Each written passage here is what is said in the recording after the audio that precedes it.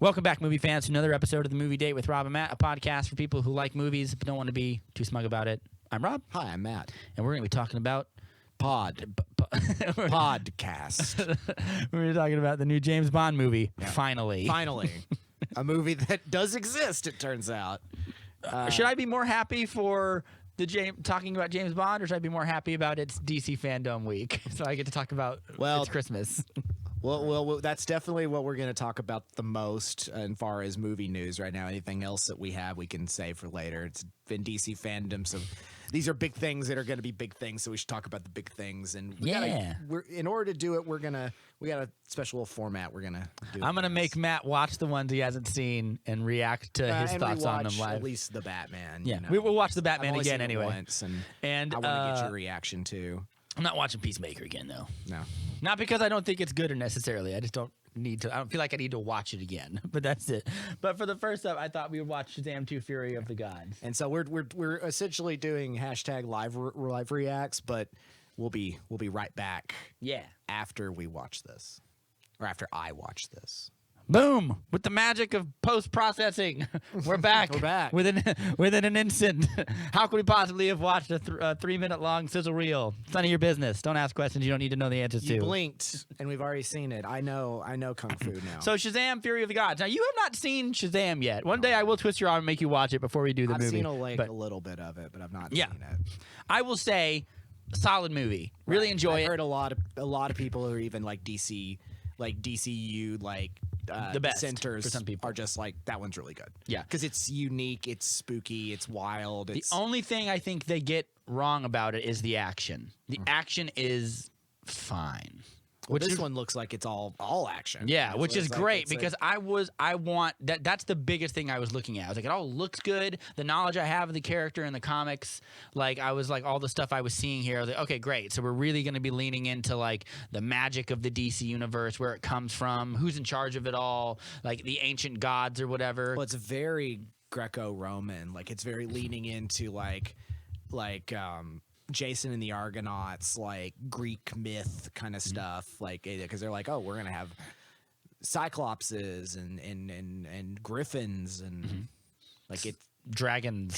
Like this is a world of myth where these new gods, old gods come from. I guess technically the sizzle reel spoils what happens at the end of Shazam because you see 5 superheroes or whatever. Oh yeah, I mean, I just assumed like, oh, here we go. And also now we've got like a whole big cast of pretty buff people in cool costumes. It's really funny because a lot of the people cast in those roles were leftovers from George Miller's Justice League Mortal. So Adam Brody was going to be the Flash, and DJ Catrona, who plays Pedro, the green one, who was going to be Superman. And so like they kind of just like folded some of them into here. Neat. Yeah, I thought so. That's like oh, okay. Megan Good plays Darla's character, the purple one, and I'm thinking of one that I'm forgetting. The kid from 13 Reasons Why is the gray one with the Asian kid. Yeah, anyway, but looks good. Am excited. But the real question is like how this is going to tie into Black Adam. Because that's right around. Also, this got pushed back 2023. 2023, because it was going to be 2022. Because I think I'll really get a taste for what it is when we see the trailer, and obviously before 2023, I'm going to see Shazam. Yeah, and like I'm if I'm a betting man, they're going to move that up because they moved it back like almost a year. So like they're going to have a whole big dead zone when they don't have any movies coming out, and they're going to be like, well, Shazam's done. We've finished it. Let's just move it up. That's kind of what I've learned is a lot of like speculative pushback dates are kind of like better safe than sorry. Better safe than sorry, and I wonder how much that's going to be a thing from now on. It's just like it could come out here or it could come out sooner. Let's watch Black Adam next. As far as my thoughts on it, I don't really have much. Yeah, I'm like, oh, okay. When they just said it's going to be bigger and more action, I was like, that's what I want. But also, I'm like, I'm used to hearing that. Like that's true. That's everyone. No one's ever said it's going to be smaller. Yeah, less and less modest. powerful. It's going to be. It's much of a talkie. I'm like, this ain't a talkie. But I genuinely think that Sandberg, the director, who's done a lot of horror movies, I really like. He did that movie Lights Out. which was so he started with like that indie Lights Out, then got the green light to the whole thing. Good. Lucky him. Yeah, it's like the folks who did Mama. Yeah, and then he did the best Annabelle movie, which I saw and was like, I can't believe I actually like this. Annabelle Creation. I've heard that's good actually. Yeah. When they were talking about like some of the criticisms for the movie or whatever, like one of the universal ones was like, it's really good. It's got a tremendous amount of heart. Great chemistry between everybody. There's just no big moment where like he masters his powers and just puts the throw down on people. Right. It's just slightly too goofy and like anemic, and like everyone it seems much more.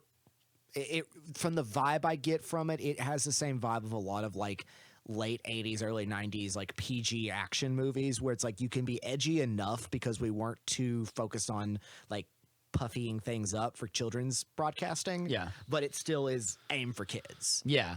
And I think the big criticism that a lot of critics have was like, we would like to like the action just feels fine or whatever. So that's the only thing that I want from this because I loved everything else about the first movie. I guess compared to others in the pantheon. Like, yeah. Like when you watch Man of Steel and you see that Smallville fight and then you see that, you're like, these are not the same. Like, and Shazam is capable of that. There's also a little, I don't know if I would call it an Easter egg, but here's what I'll say is like the chick who played Mary Marvel, the other red girl, or whatever. I figured that was Mary Marvel. Has been recast because it was someone else in the other movie when she changes. Now it's just the actress who plays the child. Oh, okay. Because she's like 19 years old and about to go to college in the first movie. And so now she's like 22 years old or whatever. So she's close enough in age. There's like, let's just use her or whatever. In the Shazam mythology, when Billy Batson says Shazam, he turns into this idealized version of himself, the best version of himself that he could sort of ever be. Right. Supernatural adult power man. Right. And one of the different continuities that I like is that when he says Shazam, he turns into like his father because he has these sort of ghostly memories of his father as this sort of paragon of virtue. So he sort of turns into his memory of his dad. Not just an idealized version of himself, but the idealized version of a hero. Yeah, would be his dad or whatever. There's also there's a dark twisted version of that. It's actually not a twisted version of it, but there's like an inverse of that kind of when in Kingdom Come when we meet Captain Marvel as he was called then.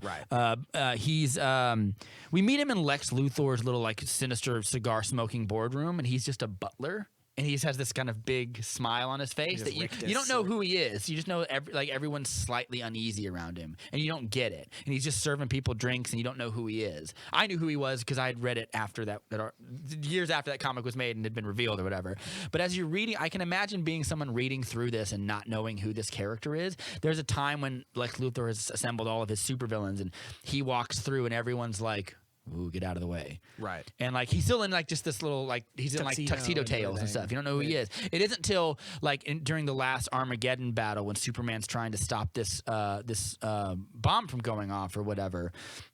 That a lightning bolt crashes in front of him. You see him just standing in front of him very sinisterly. And I've like, seen that picture. I've seen that picture.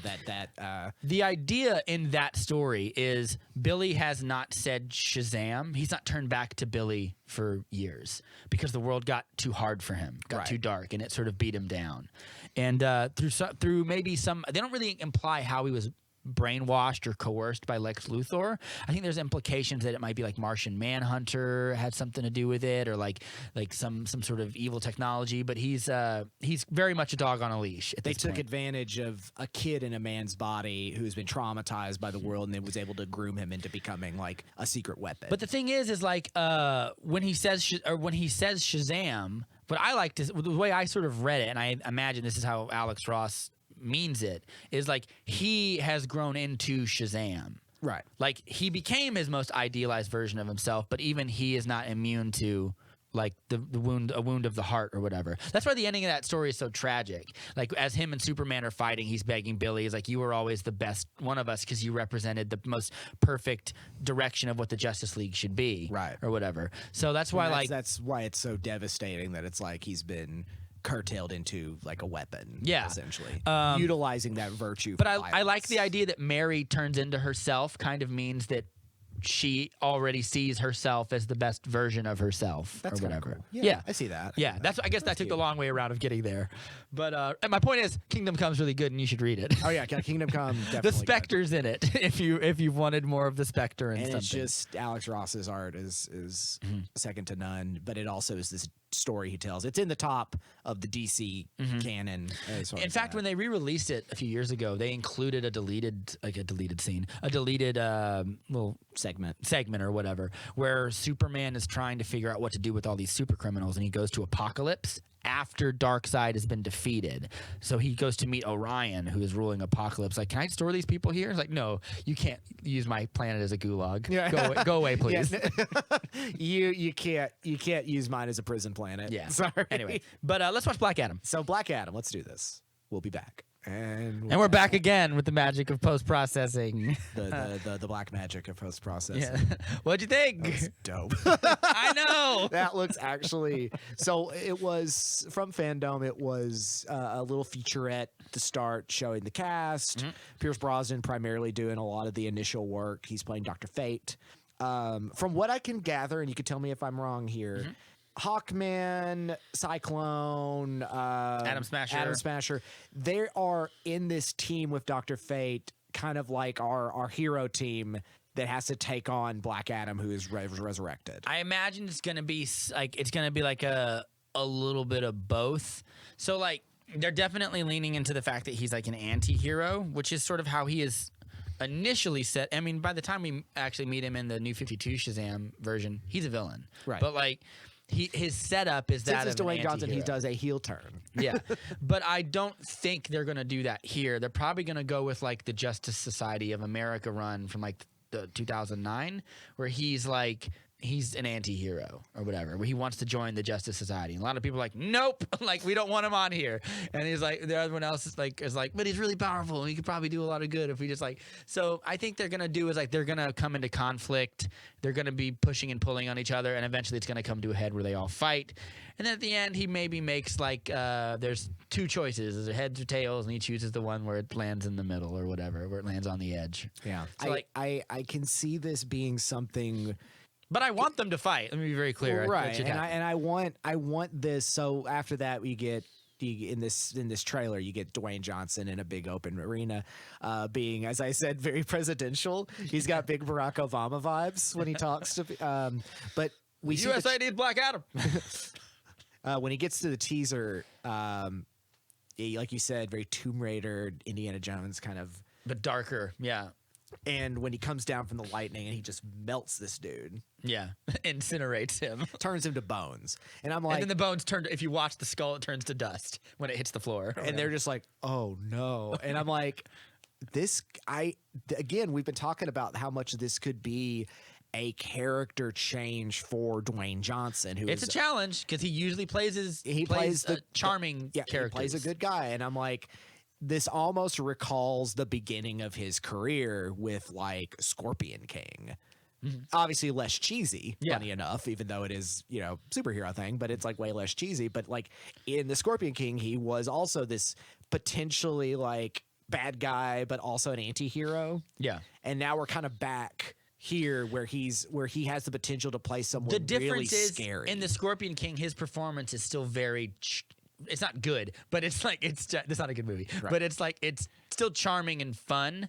Whereas here, I think the reason they chose to show that scene because they're far enough along in post production, they had other stuff they could have shown. Right. The reason I bet they showed that scene is because he kills that dude. Right. Straight up. They want to be like not only so he's not going to be charming. No. This guy is like a lethal combatant and probably like at the point. I also have a theory that I'll get to in a little bit that kind of ties into this, but like this dude is like, I don't think he goes out of his way to kill people. He's not a maniac.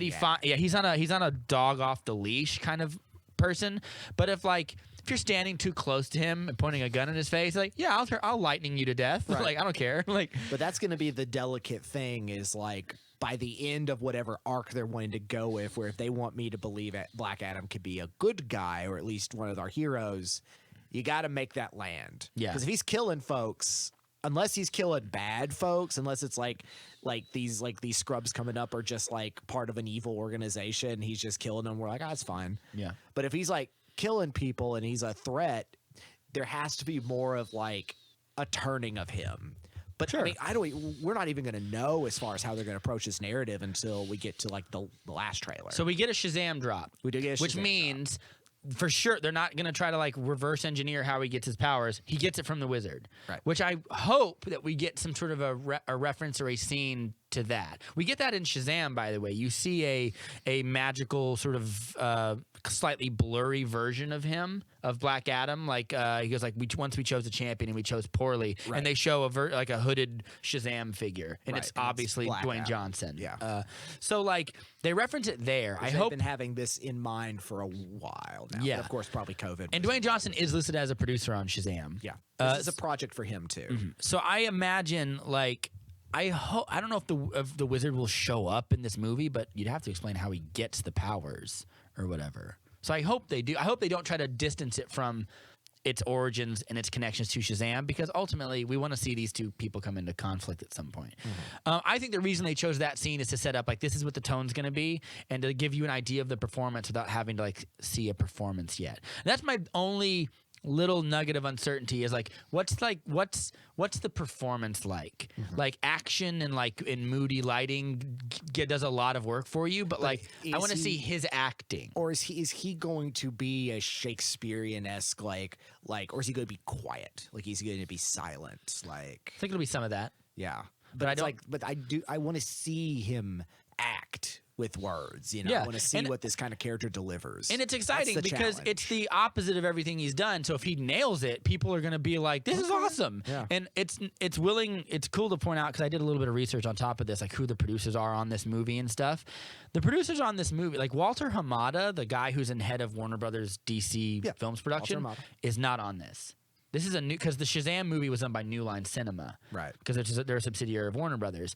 which that kind of makes sense. New Line having that connection because New Line always has a little bit more of that Darker horror-ish Yeah, I stuff, mean, which is it's- why like there's it's the House of Scream. Yeah. Like is New Line. It's the House of Wes Craven. Yeah, and there's a boardroom scene in Shazam where Dr. Savannah like kills everybody with a bunch of monsters, which is pretty cool. I remember that. Yeah. I've seen that scene, and And- I'm like, oh wow. And I'm kind of like, I see you, Sandberg, directing your horror movies. But Yeah. I wish it was worse. I wish like someone got like mutilated or something. But But I get why they're doing. I know, If a but- kid was watching it, they'd be like, "Oh!" And it's like that's what you want. You get the fear in you a little bit yeah. for your heroes come and save the day. so It's like the old Spider-Man. but the Raimi the Spider-Man. producers on this movie are Dwayne Johnson, this is him, Danny Garcia, who is his ex-wife and is also Henry Cavill's agent. So like Dwayne Johnson or Henry Cavill, Superman, Black Adam crossover confirmed. I don't know. Hiram Garcia, who is his ex-wife's new husband and his friend, so he's also a producer. This is like 100% being like produced and like raised up by Dwayne Johnson Yeah, and his this team. is So if everything this in Dwayne succeeds, Johnson's- it is literally like because he willed it to be so. Right. This is his. So if his performance lands, it's like the ultimate victory lap for him. Right. Like I I don't- told you I could do it. I don't and want to say did it's a it. vanity project, and No, it's a passion project. it's a passion project because it's involved in a greater arc. Like if this had been like in the 1990s, like if they just not him per se, but say like a person like him who had like a run as a charismatic. Okay, here's something crazy. What if it was like Eddie Murphy or Jim Carrey? Jim Carrey, I'd be more likely to Yeah, because believe. even though Jim Carrey plays the Riddler, he's a comedy performance. Yeah. But say like Jim Carrey was like, I'm gonna pick a superhero or a character I want to play, and it's gonna be a dark turn. That would be a vanity project. But this Yeah. is so handshaking with everything else going on. The Dwayne Johnson's just like, I want in. And Yeah. I want to play this character I've always And admired. he had been talked to about this role officially since like 2011. Yeah. When they started pitching a Shazam movie, and then Man of Steel happened. Like, we're creating a DC universe. We're going to revamp this project and put it in there. And then 2014, they said, we're starting pre-pro on the Shazam project. Do you want to play Shazam? He was like, yeah, maybe. And then he was like, I kind of like this guy though. Maybe I could play him. And then they said for sure he's going to be playing this person whenever it happens. And everyone was like, well, that movie's never going to happen because that was 2014. Shazam hit 2019. Right. And then in 2019 they revealed Black Adam's going to be his own movie. So like now that it's actually happening, like it is kind of like having like 6 years of patience. yeah. It kind of shows that like it's not a vanity project. Right. It's a passion project. Or whatever. I keep going back to the wrestling connections of the whole thing. We talked about this a year ago, by the way. Oh my Not, I mean, God. not a year ago. Well, but yeah, a it would little have been less, around but, that time because that would have been the first featurette Yeah. like material there, some of the first like production design material. So we've kind of followed this slowly. Like it's gonna be cool. It comes That's out. not the first time we've done that with the DC project. That's a good point. Yeah, it comes out 7/23. No, I 2022? thought it was February. Didn't it say 2? No. It's July. Let me just double check real quick. I thought it. Maybe it's my eyesight, but I thought it said. 7. I thought it said. 7. Oh, Seven, it just looks like a 2. yeah, Okay, so 7. it's summer. Yeah. Good release time for that. 3 months after the Batman or whatever. Yeah, looks good. Looks cool. I have a few other pieces. I'll get to my like fan theory here in a second. But as far as the Justice Society is concerned, Aldous Hodge was revealed when is being Hawkman, and they've released a bunch of stuff that says like he's the leader of the Justice Society. Okay. So he's going to be the head honcho. Well, that's a good thing to do because it's like Hawkman is one of the ones people know. And he's also like probably the most berserker-esque. So I'm pretty sure him and Black Adam are going to have a fun fight scene together. Well, it's like we haven't had Hawkman in a major motion picture, well, ever really. Yeah. But he hasn't really, unless you're watching like the CW stuff, like. where he is almost immediately removed from the show. Right. Almost a comic, like, I was like, this is bullshit. Hawkman had to go to his planet Yeah. and died along the way. Like, not since, I guess, the Justice League cartoon series has Hawkman really made it. But I always remember him being, well, and Hawkwoman, or Hawkgirl being part of the team. Like, of the Justice League, you got to have the Hawk in there. You gotta have one of them, one or the other. With the mace. The big mace. And they mentioned that too. Like he's from an alien race. He's a descendant, blah, blah, blah, blah. Nth metal is mentioned in the some of the press stuff. So I was like, that's the metal they use on Thanagarian Nth metal, like the strongest known metal in the universe. Superman can't break it kind of stuff. So like, I'm excited that they're kind of leaning into that. Dr. Fate's performance is going to be completely mocapped. He's wearing a big mocap suit. Also, Pierce Brosnan looking really slick. He really does. He looks so the good. elder statesman of the DC universe. And he's now got this great beard, like. We see shots of him holding the helmet, doing like magic stuff on someone's forehead. Yeah. I wonder, when he puts on the helmet, is he going to be like a vessel for Naboo, or is it just going to be him? I imagine if they're going to do, like you said, the CGI thing, mocap, then they're probably going to do the former or something. Yeah. They're like, we'll get enough of Pierce just himself, being himself, but we're not going to put that old man in a. It's so weird to have to call Pierce Brosnan an old man because we're talking about Bond, obviously. Yeah. I've been thinking back to like him in the '90s, and it's like primo like era. Now he's got a wizard beard. He's aging gracefully. He looks I'll great. say, yeah. He looks great. I kind of like the idea that when he puts on the helmet, it's a level above what he is by himself. Right. And usually, like when he puts on the helmet, like when you watch like Young Justice, like Zatanna's father becomes Dr. Fate because he needs a magical host who's really talented to not feed off of, but to bond with or whatever. Right. And when he puts it on, he has like two voices talking. There's him and there's Naboo or whatever. So like I kind of like that idea. I think it's probably gonna be something like that. The other two look fine. I don't know a lot about Cyclone. I know she's the Red Tornado's daughter, but Red Tornado is a machine. So what does that mean? Maybe it's a different thing. Adam Smasher is man who grow big, get strong, and that's pretty much a good B team to put in there. A lot of Middle Eastern people cast in this movie. Marwan Khanzari, Mo Amer, like a lot of Middle Eastern people. I wanted to say this in Shang-Chi, but I'm going to say some of it right now. When I was watching Shang-Chi, I imagined all the young, like, Oriental kids, or, like, Japanese or Thai or Chinese, or watching that movie and feeling a sense of, like, relief and pride to watch a movie that is not taking your culture or your mythology for granted. As a Middle Eastern person, I do hope to feel a little bit of that here because Black Adam, while not Kahndaq's not a real place, Right? But I do kind of like the idea of like this might be the closest I ever get to a Middle Eastern superhero, Right? And it's kind of metal looking, Even though he's being played by a Samoan gentleman, Yes. who's closer to being Asian than that. But when they cast Marwan Khanzari, a lot of people speculated he is playing I can't remember the name of it. It's like Sarkar or something. that sounds very familiar. He's a big, like, fiery demon man who might be up to no good and might be the actual bad guy of this movie. He's kind of a coming from Arabic lore, like an Ifrit or something like Jinn. So I would love some of that too, and I hope that we get. I hope that we like. I hope they just keep a bunch of this stuff secret, just surprise me in the movie or whatever, because they're. Yeah, it's not that long until it comes out, so they can't spoil too much for us. I say, hoping they don't. Let's watch the Batman again. Well, all right.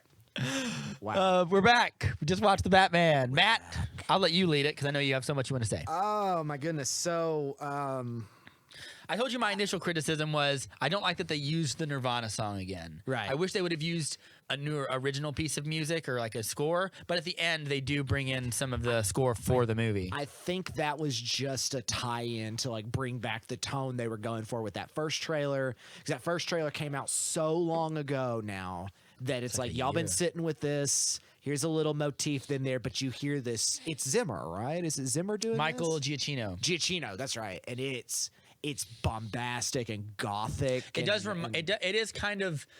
It reminds me of the Zimmer Batman score was dun dun dun dun. These big like oppressive, but it lording also has things. Kind of like the orchestral of something like the original animated series, kind of. Yes, and obviously that Burton connection with that as well.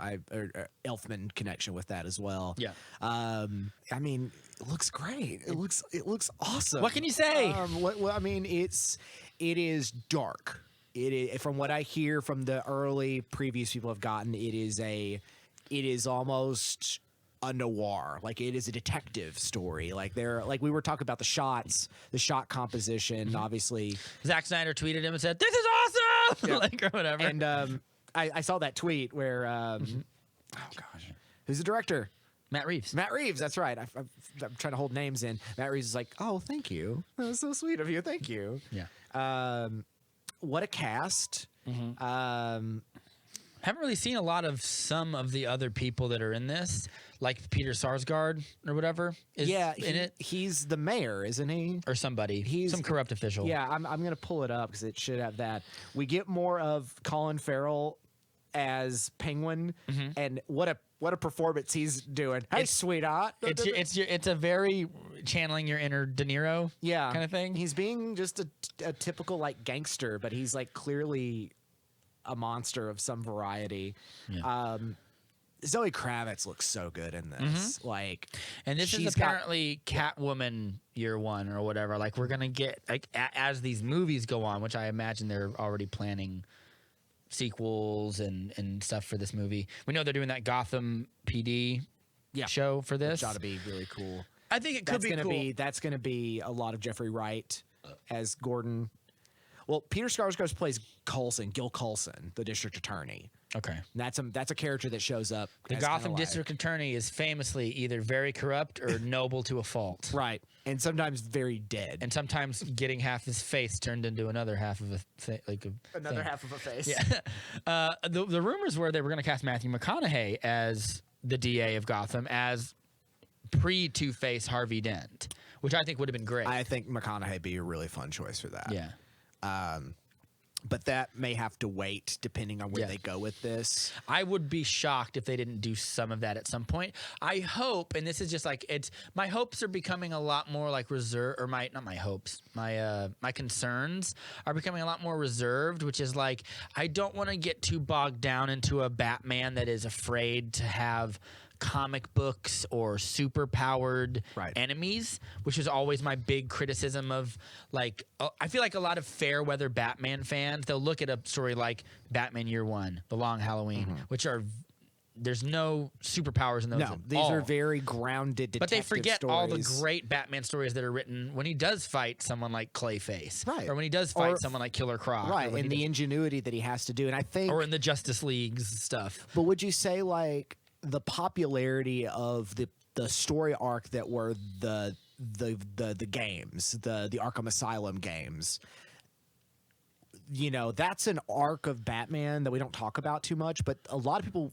have now grown up on that 100%. Franchise, and that does lean heavy into the DC Superverse. Yes, of course. And I think that like that's a good question actually. I think that like, and whether or not they have superpowers is less concerning to me than if they're like comic booky, because you can do like grungy 90s looking Gotham and still keep it comic booky. I would argue this is way more comic booky than the Nolan verse or whatever, and it's probably less overtly comic booky than the Snyder verse per se, but then that can change really easily with him fighting a villain like Firefly, who is he doesn't have superpowers, but he is a comic book villain. He's a comic book villain who flies around and has flamethrowers and stuff. And that's the thing with having these two primary antagonists of Colin Farrell as Penguin, who, despite the fact is disfigured, looks like a pretty normal dude who's a gangster. He's not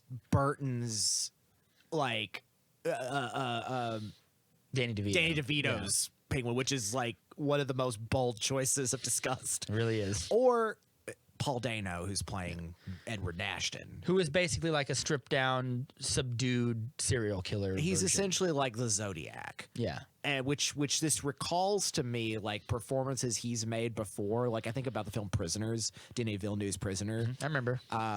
But it's a rough movie. It's not pleasant. No. He's done a lot of movies. I saw something where they like showed all of his entry titles. Like there's a bunch of these I don't know about. Yeah. But Dano has been one of my favorite actors for a very long time. I still remember like the scene that always stays with me is the Looper with his limbs disappearing. Yeah. Well, I always go back to... that's not him. That's his future version. Yeah. But I remember him having a weird manic performance in that movie as well. I loved what I saw. I think it's great. I just hope Matt Reeves isn't afraid to be like, yes, it's Batman. We want it gritty and real. Like, but Batman can simultaneously be a surgeon fighting on the streets, doing the small things, and doing some big... I mean, Matt Reeves isn't going to take this guy to space or whatever, but like, I wouldn't mind... But I wouldn't mind a world where that could be possible. A world where the impossible could be possible. Yeah, I wouldn't even go that far, but like I wouldn't mind him fighting a man who fell into a vat of chemicals. Right. I wouldn't mind him fighting a poison ivy or a Mr. Freeze. We've been wanting a Mr. Freeze for the longest time. Freeze would be cast Mark Strong as Mr. Freeze and put him in like an evil cryo suit. That would be fucking boss. Cast Giancarlo Esposito as Mr. Freeze. No, you meant cast Mark Strong. Well, you can't. I guess Mark Strong is still technically Dr. Savannah in the Shazam world, but he's also in a distant world. Also, that's right. The best Sinestro. He's also Sinestro. Yeah. Because I think everyone lobbies around who should be Victor Freeze, and it's like, oh my gosh, because it's a gravitas potential character that so far only exists for Arnold Schwarzenegger. Yeah, and a lot of people like have said like, oh, you can't do it because of the stink of Schwarzenegger. And I was what are you talking about? Like, that performance is not as. If you talk to the average generally... They redid Bane from the same movie. You remember that? People seem to like that one pretty good. They still meme it to this day, but but everyone agrees like Tom Hardy did a good job. Yeah. Like I'd love a modern subdued Victor Freeze. Yeah, if you talk to most people who are like Batman fans or DC fans, when you talk Mr. Freeze, you're going to Heart of Ice. You're going to the cartoon to the Batman the Animated Series episode of him, because that's like all of a sudden his introduction, well, not the introduction because he was in the original Batman cartoon series or Batman Adam West series. Yeah. But like his real introduction to the world was this two-parter, and it's like still stays with people. Yeah. Because it's like, oh, this character's amazing. Yeah. And he's also he's a character that's subdued enough that you could believe it, as opposed to him fighting like I don't think this Batman, I kind of want him to, but I don't think this Batman would fight like a man bat or something. And Matt Reeves is very obviously like, questions of corruption are abound in this trailer, and like what you were complicit with living in Gotham or something. Like he's obviously telling a very crime-centric story about corruption, the police. It's very noir, very dime store, pulpy kind of thing. So maybe whatever impulses Matt Reeves has to lean into the comic books will be tilted away from by his impulse to tell a story about, like, I don't say politics, but like about the socioeconomic reality of living in a place as corrupt as Gotham. You think almost taking a cue from Joker? Yeah, but I think it'll be like more I don't want to say the word fun, but like more fun. Because like the action sequences look great, but they also look very, very brutal. Yeah. Very like I have one criticism of one of the action sequences. It's in the he's fighting the skull face dudes. Mm-hmm. When he there's the part where he pins that dude to the wall and electrocutes him. All the dudes are just standing behind him. Right. Like 13 dudes. Like if Jump you him. if you want to beat Batman, fight, because like the best Batman fight scenes tend to come, in my opinion, like when he's fighting multiple people. Even some of the Nolan scenes, which I don't always love that much. Like my favorite ones are when he's having to fight several dudes or whatever and think on his feet. Like, you know, the big Batman warehouse scene, everyone's going to be comparing it to that. So giving him a scene where he can fight a lot of people, even if he doesn't do it as overtly like a bull in a china shop like Ben Affleck's does, do it like I've always wanted this to happen. Like have him like be in a warehouse of dudes and have him just like touch something on his belt and all the lights go out and he snatch grabs 20 dudes, like, and you know, fighting them three people at a time or something. We see that hallway sequence. Do it in night vision or something. We see that hallway sequence where they're just like lobbying it with machine guns. So and boss. he's just but it also means like we now know like this is some serious body armor. Yeah. Like by the 'cause way, he's getting shot. by the way, like that's not how body armor works. If you get shot by like machine gun You're shells, still like, feeling the percussion. yeah, of it's it. hard. Each one is like a punch to the gut. So, Right. but like, it's a comic book movie. I'm not gonna do that. But like, also like, if it's so armored up, why is he? I feel like they made a slight mistake with his suit by making his pants, because like. I don't want shoot him in the knee, or like I don't want to like turn my critique brain on too hard because I think that's a huge mistake with these kinds of movies. Like plenty of people watch a Batman movie and they're looking at the thumbs like shoot him in the mouth. He has no thing covering his mouth. Like yes, you could shoot him in the mouth, but like in the heat of battle, you miss your shots all the time or whatever. And But also, but that's not what legs you are these giant things. They're the Right. biggest muscles on your body. Like I mean, like someone could just go from there to like there and just like I don't think they should have made his pants look like pants. Make them look like his breastplate. Right. Where they have Make these it look like sheets he's of, like he's. that way, when they're bouncing off him, I can believe. Oh well, it doesn't matter if they shoot his legs, Right. or whatever. He's. I have just little nitpicks, like I said. And I think it looks. we'll see how it all. Sorry, it all comes around soon. In March. I think it looks I think sensational. it looks great. Yeah. Obviously, I'm a big Batman guy. I love the way this film looks. There's a lot of colors, though most of them are red. This is very red. Yeah. And I feel like all these different Batman films have different color palettes. I've said that about the Nolan films. Yeah, it's in like particular. red, and there's like some orangey shots of like the skyline of like and you get like everything. these morning shots with Penguin or Selena and Bruce on like a constructive building or something, and then like when you go to the nighttime version of Gotham, it's very pales and greens and kind of sick. Yeah. Very sick. like. But like, then like all the fire and everything presents these hard reds, these blood reds and everything. yeah, looks Neato. great. Looks neato. Yeah. Two last things, I guess. The one I was most underwhelmed with, and you might agree with me on this, was The Flash. Yes. I kind of was Maybe because they figuring that. really like they just kind of like kept all their cards to themselves. Yeah, I don't know quite what it's about. Yeah. I needed a little more. Well, I know what it's about in the sense that he's going to save his mom and change something. Right. That's about all I know. It was cool hearing Michael Keaton's voice. We get the reveal there are 2 Barry Allens in this movie, which I kind of predicted, but I thought that one of the Barry Allens is going to be the bad guy, which I guess could still be the case. I mean, there's nothing to say you can't. We see Supergirl for half a second. I wish that we just got like something, some big cool action shot of some kind. It's a lot of nostalgia and just like mood and vibe. Right. It just kind of didn't. It didn't land as. It's not that it didn't land. I'm so excited for it, but like I need more convincing. Right. That's what And I'm it's saying. because this one also is like probably at this point the most direct connection to the Snyderverse. Yeah, that's probably true. is this Flash and Yeah. this because We do see Ben Affleck's cowl on the ground, covered like around some blood or something, which maybe implies that Flash inadvertently causes him to get killed, and that's one of the things he has to undo. right and or ends up something. like going back into a timeline where he meets with Keaton's Batman or Yeah. something or like how do I save you, you know? I think that the way Ben Affleck's role is going to work is going to be at the beginning of this movie. We meet, we are in the Snyderverse, where the Justice League is still a thing, and the Flash is out there doing stuff. And we saw, I don't know if you saw the photos of like the Bat Cycle of Ben Affleck's Batman. I think it was one of his stunt doubles, but like was on a big bat cycle, and he has the Ben Affleck Batman costume on, and he's obviously fighting some criminals or doing something. And they're gonna be doing something, and then Flash is they're gonna have a talk or whatever, and Flash is gonna go back in time, and when he comes back, Ben Affleck's gonna be gone. Right. The world has been changed in a bad And then way. at the end of the movie, to reground our world, he'll be back. maybe, or maybe he'll be just dead forever. But like, I think that like they'll come back and like the signifier that we've accomplished it or whatever is that like he goes into a room and like Ben Affleck's Batman is in there working on his suit. He's like, hey, what's up, Barry, or whatever. Like it'll be something like that.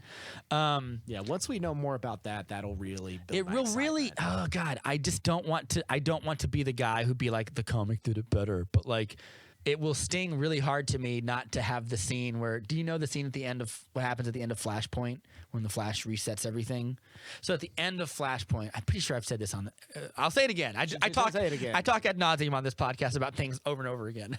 At the end of Flashpoint, after Thomas Wayne's Batman gives the Flash a letter to bring back to his son, or whatever, and he he resets. So this is in that timeline where Bruce dies, Martha Wayne is a Joker, Yes. Thomas Wayne's Batman. And he gives him a letter or whatever, and he comes back to his version of reality. The Flash goes back to his original reality, and he goes in to the Batcave, and he sees Ben Affleck working on not Ben Affleck. He sees Ben Affleck. Oh they're my God. 1-to-1 comparisons to me now, but he sees Batman working on something under a big magnifying glass, and he goes.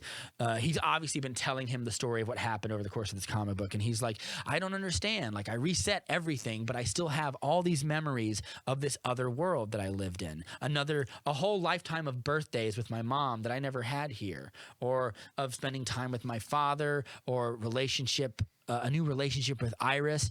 And he goes, I don't know, I can't explain it. And Ben Affleck, or Batman, Batfleck, Ben Man. yeah, he says to him, maybe it's best not to question it. Maybe it's just a gift. And then he slides the letter under the microphone or under the magnifying glass, and Batman. I'm not editing any of this out. Too much work. He takes a step back and he goes, "This is my father's handwriting." And the Flash just looks at him and smiles, and he opens the letter. We don't see what it says, and he cries. And he looks at the Flash and he goes, "You're one hell of a messenger." And he goes, "Thank you."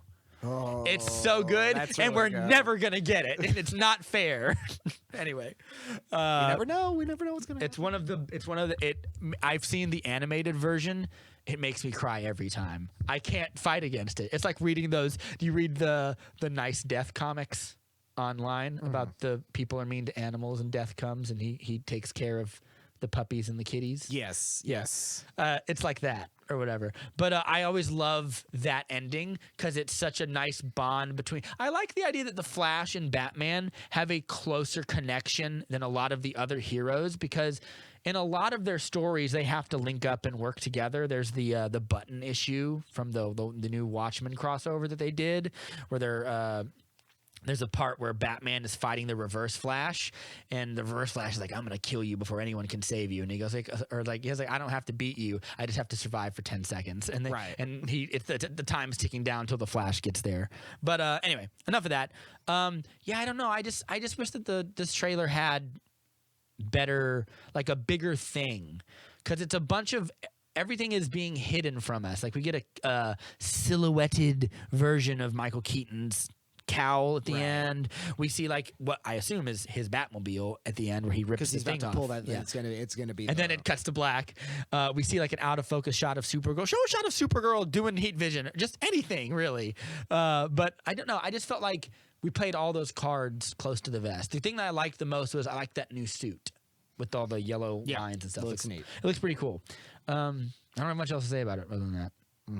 Peacemaker? Peacemaker. Sure. Why not? You want to watch it? No. Okay, me I'm neither. good. I figure we could just. I There's not actu- much I really have to say about it other than like It looks good, it looks fun. but I'm worried that maybe it looks too fun. Yeah. I feel like they're looking around at stuff like The Boys and looking at stuff like I wish they looked more at The Boys. It's not dark enough to be The Boys. well, I think what we're getting is a trailer that's cutting out all the stuff that's going to be really violent. You're probably And right. I think they're just kind of keeping it on the level. And it's just like, I'm like, okay, I could see that they're kind of looking at, because it almost looks like a show like that. It's very bright, it's very comedy filmed. Yeah. Which I miss, it's mostly going to be a comedy, Yeah. An action comedy. But it's like, this takes place after the Suicide Squad. Yeah. Steve Agee's back. Steve Agee's back. We get some new superheroes. We get Vigilante, like the third time we've seen Vigilante in a show. Ambush Bug. Is now. that? I think so. I think that's Ambush Bug. At first, I that's thought it running was the detachable kid. I thought it was Nathan Fillion's character. I think it might be. They said somebody's going to come back. No, it is him. Is it? I thought it was Ambush Bug. I could be wrong. His outfit looks like that. It does look like It that. does look like that. But I was also, like- he was really hardly hurt in the beginning of Suicide yeah, he Squad, got shot up pretty bad, but we didn't see him die. So I That's think it's true. very possible they could like bring him back some We way. see John Cena fighting someone with superpowers, like who like throws him further than a human Should be being possible. could. Yeah. Yeah. So like that's kind of cool. I guess the thing that worried me was that like I wanted this show to be an examination of how Peacemaker is kind of full of shit. And it's going to be, you can do it one or two ways. You can make it tragic, like he's like the Punisher. He'll never learn his lessons. Or he does learn his lessons and you realize like, oh, I fight for kind of a big, stupid lie. Which I think that it's going to be that. right, because it's the thing where it's like they didn't kill him off in the Suicide Squad, but we also know his crimes. We know what kind of monster that he is, and now it's all about how do you take this monster and make him into a likable TV show character. Yeah. Which a lot of it's going to rely on Cena. Yeah. Which I will say, like, he looks like he's having fun. Yeah. Which I think he'll sell this show really well. I'm surprised how quickly they got it out. Yeah, 'Cause- I think that was like a COVID thing where just like let's film it. Yeah. Looks good. Yeah, You ready looks to talk good. about Bond? Because I don't have anything else. Yeah, We got to do Aquaman. Sorry, we have to. Oh, we have to. oh gosh. All right, Aquaman. Hey, that actually looks pretty neat. Yeah, I thought so. One Lots of thing like Jules Verne vibes. yeah. from Well, from it. also just one More thing so I than the first noticed one. is so many sets, like props and like physical effects and things like that. Yeah. And where this will be coming in what I'm going to consider the post-Malignant James Wan career. Oh, yeah, where that's it's like this maniac can do whatever he wants. Yeah, I'm excited for. I'm now- weirdly excited for that. Remind me, because I obviously haven't seen the first Aquaman. Is Yahya Mateen in it? Yes, He is. he in it. He becomes Black Manta in that movie. That's what I thought. Because I'm like, I've always liked Black Manta as a villain. Yeah, he's cool. I've always thought he's very interesting. And I will say I like the way he looks here better because they've done some redesigns on his suit. His suit looked like in the first one it looked like if I poked it in just the right way I would win. Like well, this looks a lot like the original comic book Mm-hmm. thing, but it also like.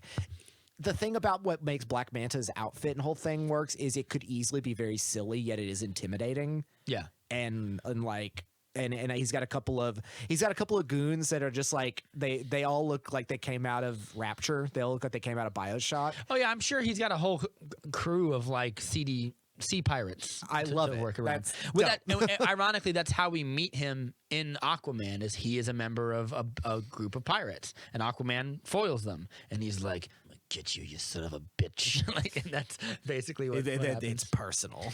Yeah. Yeah. As far as that, I don't know much else of what the movie is about. I'm not going to tell you any more about what it's about because they might give away some stuff in Aquaman. But let's get to talking about James Bond. We're leaving DC to da da da da da da da da da. Do you think we'll ever have a James Bond movie that doesn't open with dun dun dun, where the guy has to go? This movie talks a lot about. Well, think about this. Most of the Craig movies didn't have that. Not until Spectre. Oh yeah, I guess that's right. They didn't have those. Yeah. He didn't get his gun barrel sequence until. Yeah, well, they do kind of an homage to it at the beginning of Casino Royale, where he kills the dude at the end of that fight. Yes, he does point down the thing, and it does the. But I kind of prefer the way Casino Royale opened. The opening of Casino Royale is boss. I rewatched Casino Royale at least till I fell asleep. Not because it's a bad movie, because it was like 3 in the morning. Because we saw it, and we saw No Time to Die, which is this movie. Yeah, and it's a long movie. The opening of Casino Royale is long. Yeah, well, No Time to Die is longer. Yes, but yeah, Casino Royale opens amazingly in black and white, and it's just great. With him confronting this corrupt member of MI6. Is it MI6? Yeah, it's MI6. He's a secretary. He's a what they call like a head of secretary or head of session. Yeah. No, he's like so on another podcast I listened to, they called him a lowercase M. And it's like he was doing like some shady dealings, and so they sent him to. And it's just like, Bond, you don't even have your 2 kills. And he goes like, "You're not even a 00 yet." And he's like, "No kills on your list. To be a 00, you have to have 2." And then he just interrupts him or whatever. Yeah. And then there's a I know where you keep your gun. There's a great. Oh my god, it's such a good scene. I just forgot all about it. Is as we're watching this fight unfold, and he goes, "My man." And he goes, "How did he die?" And he goes, Not well. your contact. And he goes, "Did you feel it the first time?" And he goes. He doesn't say anything, and he goes, "It's all right." The second one is, he goes, yes, considerably. Yeah, such a great opening. Yeah, it's solid, and then you get into that amazing Chris Cornell song, which I watched with credits, with subtitles to actually pay attention to those lyrics, and they're almost perfectly fit for this last movie. Yeah, like it's also a strange avant-garde choice to have like. They don't do a lot of dude singers for those openers. It's usually like a lady. Well, let's think about it. Thunderball is not Barry Manilow. It's I'm talking about like more like the modern iteration. Well, right. But I mean, they're so the usual one you go with is like the Shirley Bassey, like Thunderball. I mean, not Thunderball, but Goldfinger. Yeah. And then like you think about.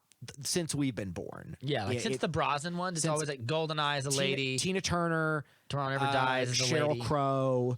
Sheryl Crow did one? Sheryl Crow was Tomorrow Never Dies. Oh, yeah, that's right. Sheryl Crow, Shirley Manson, and Garbage, and then Madonna.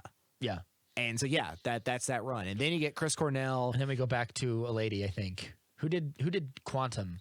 That was Jack White and Alicia Keys. Yeah, that's a pretty good one. So, and then it's obviously Adele winning her Oscar for that, and then it's Sam Smith. Sam Smith one's weak. You can toss that one. No, you don't. Don't say it. I actually think I liked it more than this Billie Eilish one, and I like Billie Eilish. I thought the Billie Eilish one was solid. It was all right. It almost. We'll go ahead. Let's go ahead. But the Chris Cornell one, we can both agree is fire. No, that you know my name. It's the meme with the guy playing a piano on fire on the beach. Yeah, it's like you're so good with it. Yeah. Because like there are other ones where it's like one of the one of the most famous Bond songs is Live and Let Die, which is Paul McCartney, and A View to a Kill, which is Duran Duran. Dance into the fire. What has this era of Bond that we've been in meant to you? The particularly the Craig ones, but I guess you can talk about the Brosnan ones too, because that's part of your that's generation. part of our generation. So we, obviously I was born.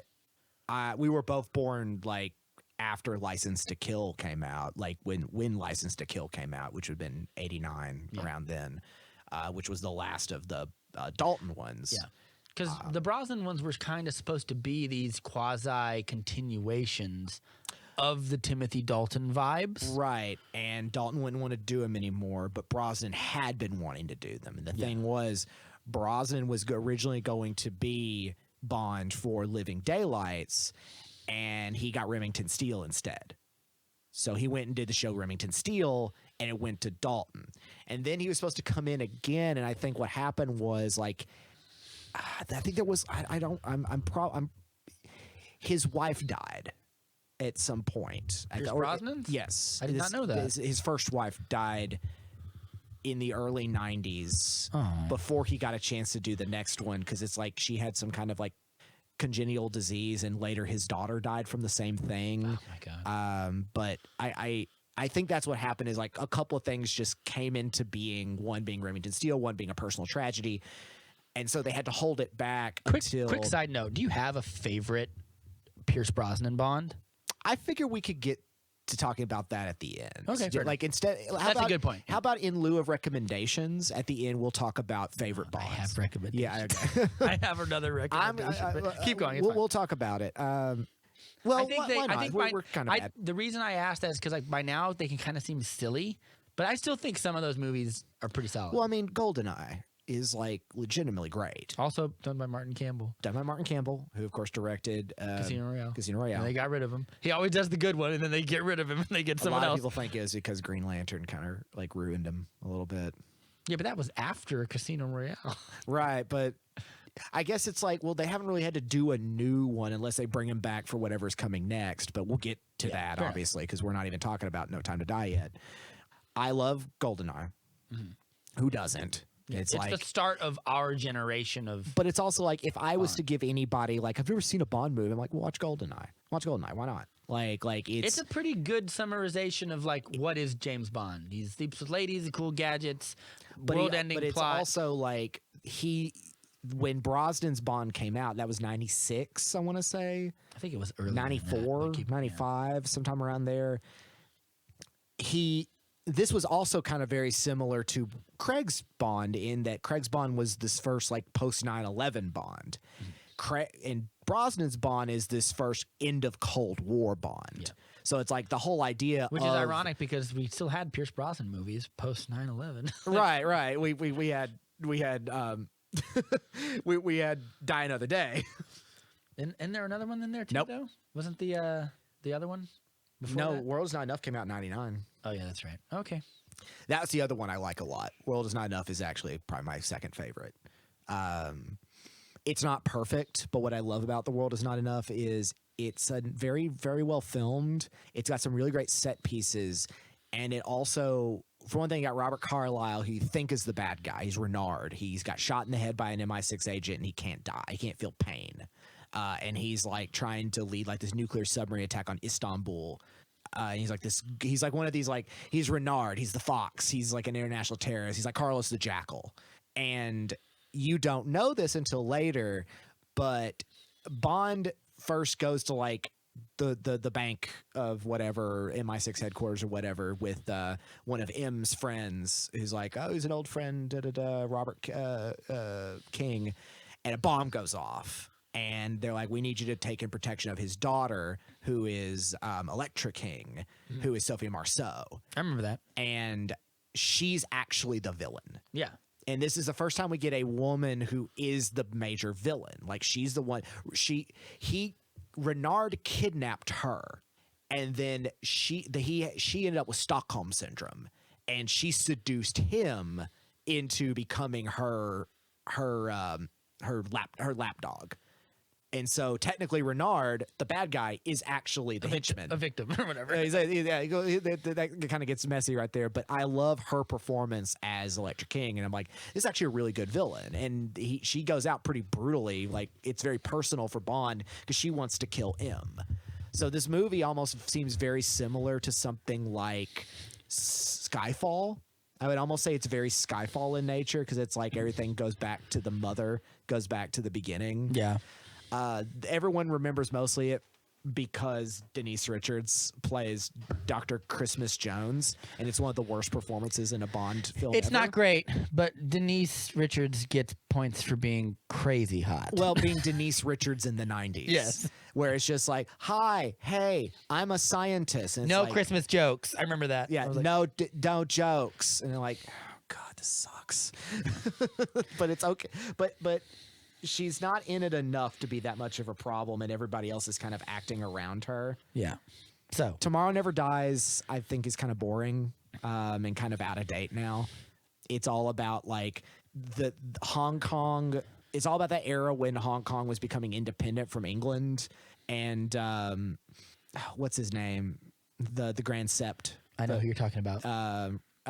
Jonathan Pryce. Yeah. Is a media mogul who's obsessed with like, we must take over television, radio, newspapers, and it's like, in 2 years none of this will be relevant. Yeah. Because the internet's about manufacturing news. I want to have control of 8 tracks and tape recorders. It is a little silly. Yeah, they just missed the point of being relevant. But it's got some good moments in it, but it's kind of crap in that. And then Die Another Day is clown shoes, but it's kind of fun. I like Die Another Day more than people like. I like it more than I think people give it credit for. Like, there are some good stuff in that. It does have its heart in the right place. Or like, this is a Bond movie. Put a guy with diamond scars on his face in it. I'm like, yeah, old diamond face. yeah. The whole thing of a former North Korean general turning himself into a white guy. Yeah, that's dumb. Pretty wild. It's dumb. It's the most Roger Moore. Yeah. Of that. That run. being said, I love Toby it's Toby Stevens. Toby I think is that guy's name. Who is Gustav Graves? Yeah, and which is he's also a great name. Yeah, and he's got a power suit by the end of it. Yeah, kind of. Kind of gets Metal Gear for a second. It's okay. I'll give it. It's mediocre. I think these days you can look back on it now and be like, all right, I'm done kicking this dog. It's fun. I'd rather watch that than Tomorrow Never Dies. Yeah, because Tomorrow Never Dies feels like dated. Yeah, it's dated and boring. It does have Pierce Brosnan surfing into the. That's it. That's dynamite. Yeah, that's what I mean. Yeah. But it's anyway, also. But what is this era of Craig? The Craig Bond. What does it mean to you personally, not metaphysically? Sit down, Willow. Well, I'd always, obviously, for me with Bond, and I think you could also agree with this as well. Bond meant something very unique for a lot of us in the 90s because, like, obviously GoldenEye 64 was like an iconic moment for so many of us. And so therefore were those movies as well. And I think there was a point where we got old enough and we're just kind of like, if you were a film nerd, you went back and like watched the old ones. You're like, I want to see what the Sean Connerys is. I need, Dad always liked, From Russia with Love. I need to go back and watch From Russia with Love. Or TBS will have like a Bond marathon, and you end up watching some of the Roger Moore Those are some ones. of the movies that I feel like don't hold up. Is like watching some of those old Bonds. There are some ones where you're like, this is laughable even for the time period. Oh yeah, some of them are bad. Yeah, but when they get really good is when they're really good. Yeah. Like when you get some really great moments, they really stand out. And, I've not seen all of them. I've seen a lot of them, but I've not seen all of them. I've seen all of them. I know them all by name. Yeah. But that's because like I had a bit of like this momentary like hyperfixation on like the chronology of Bond. Yeah. And I was like, that's kind of interesting. But there was a period of time where it's like in the late 70s and early 80s during the Moore run, they were just like chunking them out, and one would hit and then one would crash. So for every time you would get like not Honor Majesty's Secret Service, we'll get to Honor Majesty's Secret Service talking about No Time to Die. But every time you get like The Spy Who Loved Me, which is a really good one, you get Moonraker, which is a really stupid one. Moonraker's really bad. Anyway, or then you'd get like For Your Eyes Only, and then you'd get Octopussy or A View to a Kill, which is the only good thing about, which is a few good things about that one, which is Christopher Walken, plays Mayday. I can't remember the actress models, whose name escapes me now, and Duran Duran. Yeah, that's it. And then like Timothy Dalton's two runs, I think The Living Daylights is in my top 5 Bonds. I love that movie. I think it's really solid. License to Kill is just miserable. Don't care for it. Yeah. It's where Bond goes after essentially a drug dealer. So let's bring this back to the Craig Bond. Yeah. So what does that mean to you personally? I think I'm jumping around because I don't know what it means to me. Yeah. I feel like it is I think if the beginning and the end of it, I see like a weird arc. Not necessarily for the character in a way, yes, but like for us as people, like the beginning of it is like the embracing of the like it's like kind of like when a movie's like Watchmen or The Dark Knight was like embracing like the cynical, ironic take on the superhero or something. I feel like that's kind of how I see Casino Royale, kind of dispensing away with the silly and being like, this is what this would probably really be like if this was a thing that exists. Well, Campbell did such a job of that where like, and this was interesting watching Casino Royale after watching No Time to Die, is like you see where his character started as essentially like a feral animal, like a beast in a man. Lethal killer, which is what James Bond truthfully is. So like, it's not a subversion, right? And this is the one that's based on like the first book. This is the first Bond outing is Casino Royale. Is it really? Yep. That was the first Ian Fleming book. Cool. Was Casino Royale. Surprised nobody. Dr. No was the first movie, but it wasn't the first book. Almost makes it prime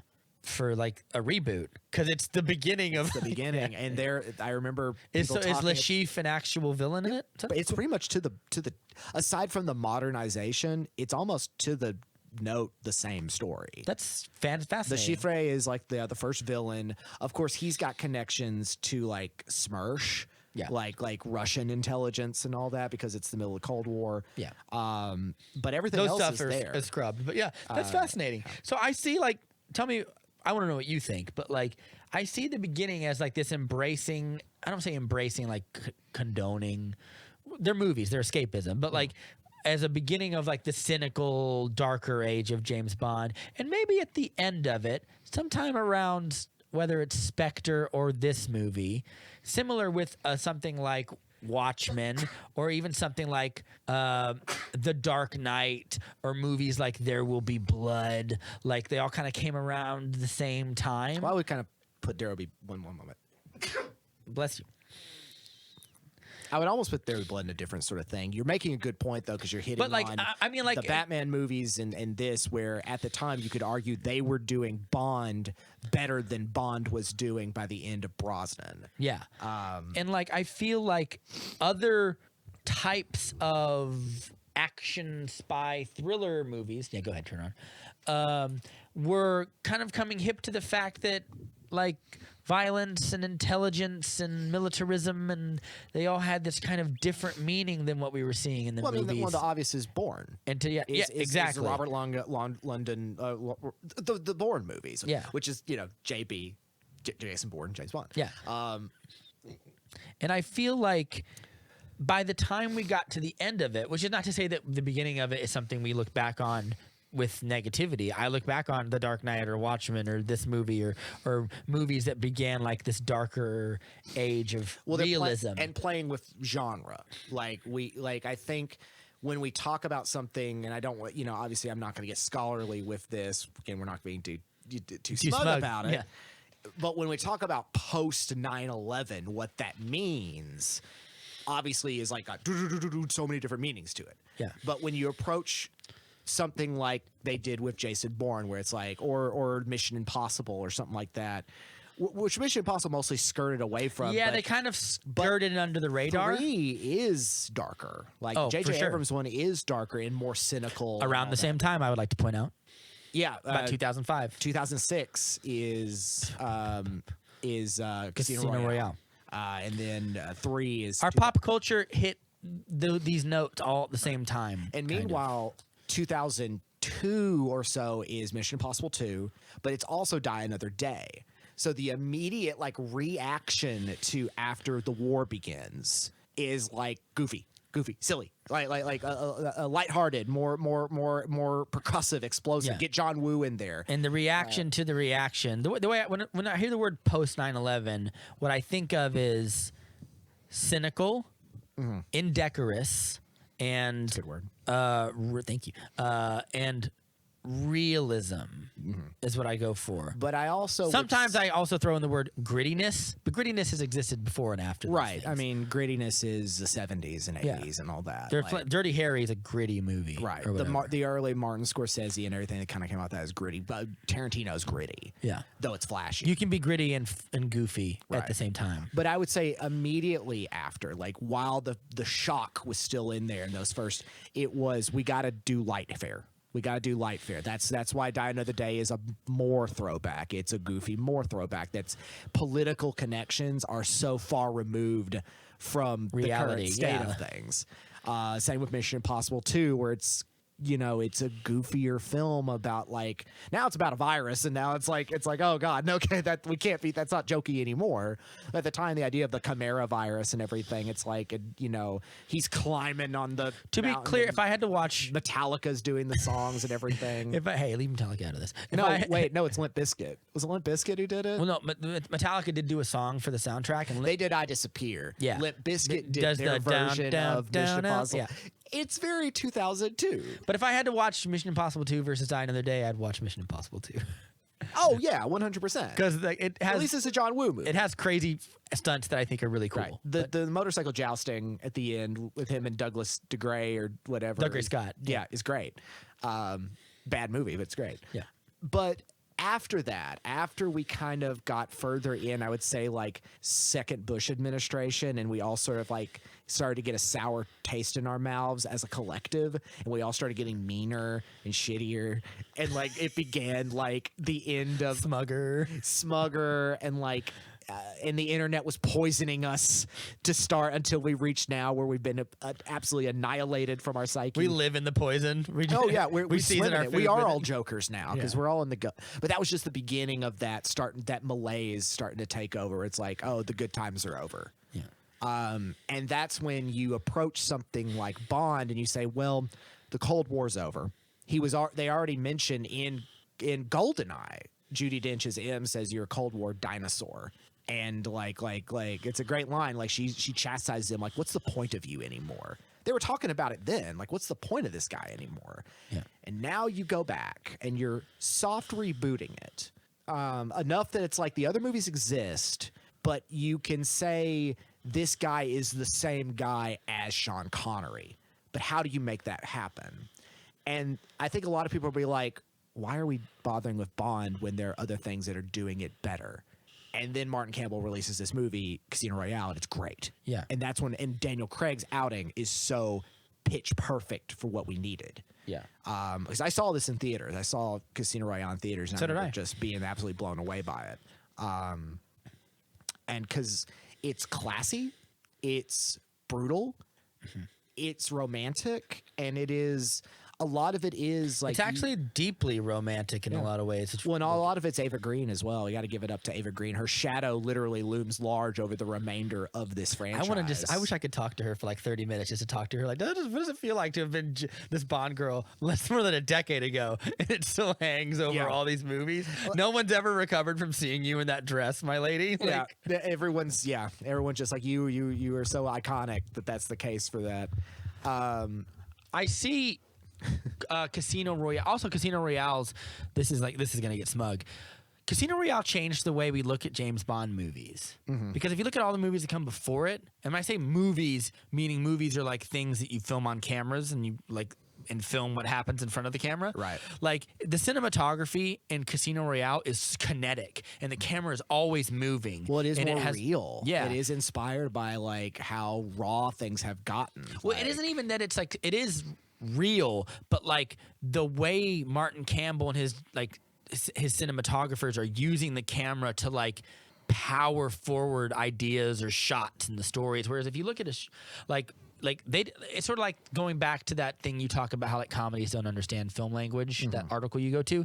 A lot of those James Bond movies, they're very perfunctory. Like you watch Tomorrow Never Dies and there's nothing that ingenious about the way they tell the story with the camera. Well, it's also Bond isn't as physical. Like this Bond, this fresh out of the gate Bond Beats a man to death in a bathroom. right, and can run through a wooden wall I remember that. I know what you're talking and about. shake it off like he's a bull and and just keep going. You know who can't do that? Roger Moore. Yeah.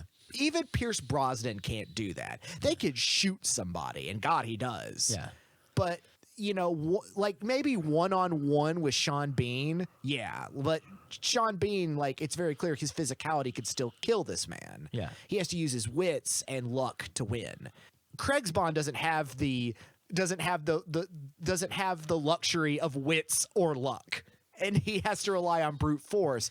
Luck and wit is something that he grows. And that's what's going to make this different is like this run of Bond is not like anything else because every other Bond is episodic. And all of Craig's movies are not episodic. They are a series. They are a saga. Each one connects to the last. Connects to the last. Except for Quantum, kind of. Quantum is directly, like literally happens because of the death of Vesper Lynd. Yeah, but like Skyfall almost ignores it, is what I'm Right. my It point. kind of ignores like the general plot. Yeah. And it kind of but it covers like the Vesper Lynd situation. Yeah, for Like, sure. It's like this guy got so fucked up over it. He needs a second a Casino Royale .2 Yeah. to go deal with it. So- And then let's throw in Matthew America as like some weird like guy who's trying to take Bolivia's water. Yeah. When I look at like the revolutionary aspect of like how good Casino Royale is, both as a movie and as like a complete shot of adrenaline to the James Bond franchise, and bringing like some real artful modern directing. Like, it wasn't that long ago that Die Another Day came out, and if you look at that movie to this movie, one is like 5-star cinema and one is like a schlocky action movie that you would go and see in the summer. One looks like a music video and one looks like a beautiful spy thriller. Yeah, that a man sat down and storyboarded, and each shot has a lot of intention to it, and like which of course makes you go back to Goldeneye, which is a slightly lighter, much lighter film than Casino Royale. Yeah. But Martin Campbell's style is still there. Sure. Like, it's still raw. But even then, he was in that zone of like, we can't do Bond like this. And then like, he obviously disagreed with himself at some point. Even if you look at like the scenes at the poker table, the way they're shot, phenomenal. And like, just using the camera to tell like these interesting vibes and stories. It's almost like watching like a Brian De Palma movie where everything is like a big sweaty close up of someone or something. Like, how do you make Texas Hold'em, which is a game I like, but if you're making it like where you know what's going on, that it's like, because for one thing, you've got the old man talking to Vesper Lynn the whole time, talking to Ava Green, and like, Bond has to go up 6 ante in order to win. Yeah. It's just like going back and forth, and Matthew Almerich such a just smartly smugging across the table. It's such a smartly put together movie, both in how the camera works, how the shots are all edited, how the action sequences are like really committed to those like that opening run where he's chasing this dude through Madagascar or whatever.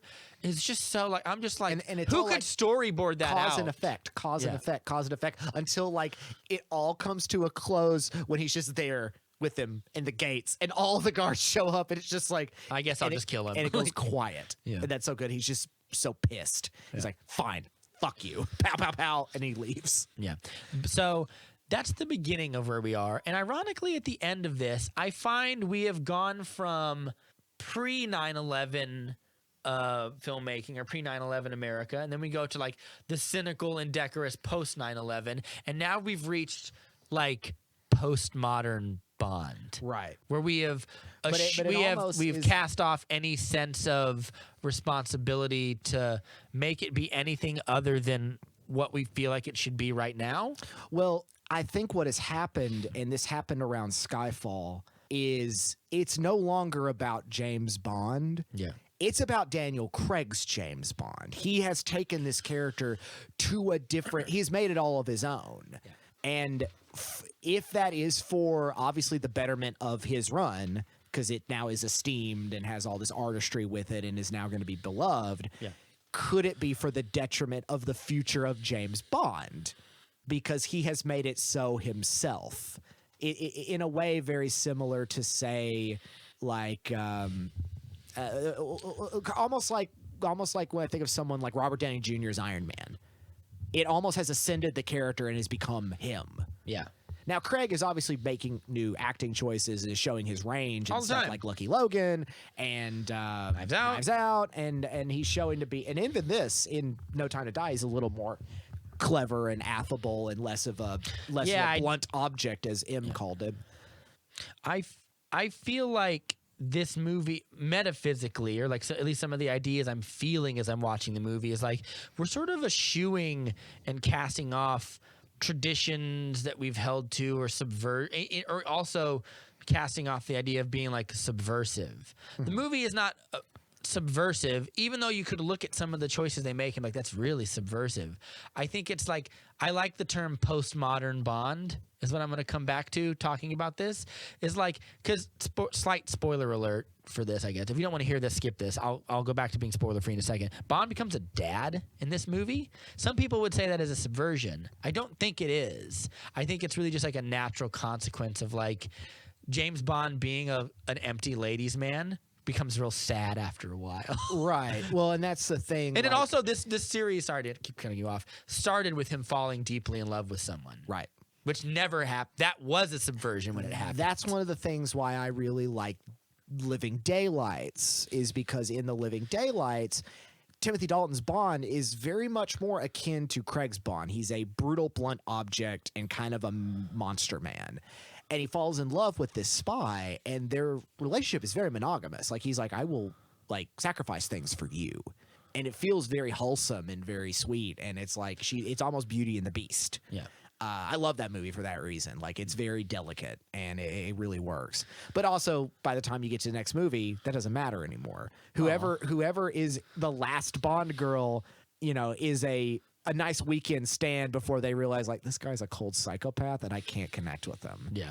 And so it's like, you know, Brosnan's Bond isn't settling down for anybody. He doesn't go home at the end of the day with Natalia. Yeah. You know, or Christmas Jones, like, but this Bond is, I think, when you're talking about postmodern and that idea, postmodern of the genre, is like he can't be that guy anymore. He has to be a character. Yeah, he has to be believable, and it works. And you know, a lot of people don't like Quantum of Solace, but I think Quantum of Solace is a good continuation of that. I agree. And then Skyfall, I don't think it's a great movie. Is this movie that I used to not care for, but now I really love. Yeah. So let's go ahead and talk about the nitty gritty. No Time to Die, a movie that is probably one of the biggest victims of the COVID throwback. I think you're kidding me. I think it's probably one of the most noticeable. Like, it was supposed to come out a literal year ago. Yeah, or 2 years ago. Even at this like point. more. Yeah. I think other than Black Widow, like, this is one of the biggest like movies that got just fucked by COVID. Yeah. Almost to the point where it's like, what are they going to do with this? Like, I think a lot of people were looking at No Time to Die like, are they going to cave and put it out on like a streaming service? No, I knew that would never happen. Yeah, and the I was like, Broccoli's would never let that happen. No. Barbara Broccoli and Michael K. Wilson, Michael G. Wilson weren't going to do that. All the Eon people.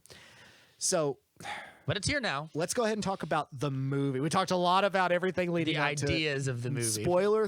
Spoiler-free idea of what is the plot of No Time to Die. Takes place pretty immediately after Spectre. Yeah. Which I barely remember how Spectre ends. Immediately, in the sense that, like, well, it ends with he commits to, what's her name? Madeline Swan. Madeline Swan. Léa Seydoux character. He commits to Madeline Swan, and they ride off into the sunset. Right. And that's when you start getting... That's where we pick up in this movie. Where they're in Greece? Italy? I want to say it's Italy. Or are they in, like... Someplace. There's someplace beautiful and exotic. And as they're driving around, having everything, you immediately, if you're a big Bond nerd, you're like, this looks like the end of Honor Majesty's Secret Service. Yeah, because he says that line is like, you don't have to go fast. We have all the time. We have all the time in the world. And what happens in Honor Majesty's Secret Service is one of Blofeld's assassins shoots and kills his wife right then and there. At the end of the movie. And the end of the movie is Lazenby's Bond holding her dead body in his hands, and the camera pans out and says, it's okay, we have all the time in the world. Whoa. And that's like how that movie ends. Like, no, Bond is not allowed to be happy. So everyone was just kind of like, because Blofeld's kind of plot in Spectre is very akin to Blofeld's plot, which that was, speaking of Halloween's, Donald Pleasance playing Blofeld in that one. Yeah.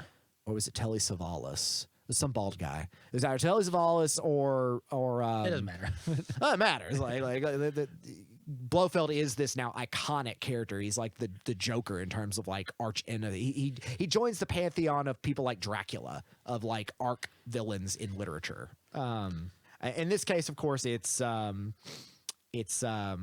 Christoph Waltz. Hello, James. Hello, it's me. It's Blofeld. He's been arrested. They're trying to live a good life. He's retired. Bond is retired. He's not in MI6 anymore. And circumstances come about where the past simply won't go away. Yeah. And someone's trying to kill him. And so he discovers from his old buddy, Felix Leiter, who I'm sure you know is a character in the Bond world. I did not know this. Felix Leiter has been played by different actors for 60 years. 70 years or so. I didn't know that. Like, Felix Leiter came from the books. He's Bond's CIA buddy. Like, he's been in all of them, almost all of them. So what happened with Felix Leiter for Brosnan is at the end of License to Kill, at the beginning of License to Kill, Dalton's last one. It opens with Felix Leiter and his wife's wedding. Robert Davi, a cocaine drug lord named named Sanchez takes revenge on Felix Leiter because he's in the CIA, like in the FBI, trying to bust him for his dealings, and he has his family essentially killed. And he throws Felix Leiter in a shark tank, and his shark eats his leg off and kills his wife. And that's what sends Bond on a mission to kill Sanchez. And that's the plot of License to Kill. Oh. But because of that, they're like, we can't bring back Felix Leiter too soon. Because it's like he almost pretty much just got killed in that last one. Yeah. But he's never died before. Like, it's just always been like he's just some American, hey, Bond, James, Jimmy, good to see you. In the Brosnans, there's a character that shows up a couple of times played by Joe Don Baker. Do you remember in Casino Royale? He's the guy's like, hey, Jimbo, I got the Marines here.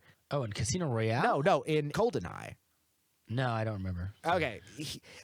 He's supposed to be like a stand-in for Felix Leiter because they're like, we can't do that character too soon, so we'll just have this Joe Don Baker guy. Yeah. But they brought him back for Casino Royale and Quantum of Solace as Jeffrey Wright, Yeah. which is just great casting. And then he retires him for a while, and then we bring him back. And then for he this brings movie. it back. We're bringing everybody back for reasons. Let's see. They start off. The past won't stay dead. What is in Matera, which is in southern Italy? Yes, I was right. They're in Italy. So they discovered that some organization related to a flashback we see at the beginning of the movie before the cold open, because we're still in the cold open, which there's always a cold open for the Bond movies, and we get, we find out, oh, trouble's afoot. Something's related to this flashback we have related to Madeline Swan's childhood. Somehow, it's a weird thing. We'll get We to don't it. know it's Madeline's necessarily at first. We do. We're supposed to. Oh, do we? Because we know that she's Mr. White, Oh, yeah, that's right. Never mind. Mr. White's daughter. Yeah, you're and right. then, like, this mysterious masked individual shows up at their home while she's, like, a teenager and guns down her mother.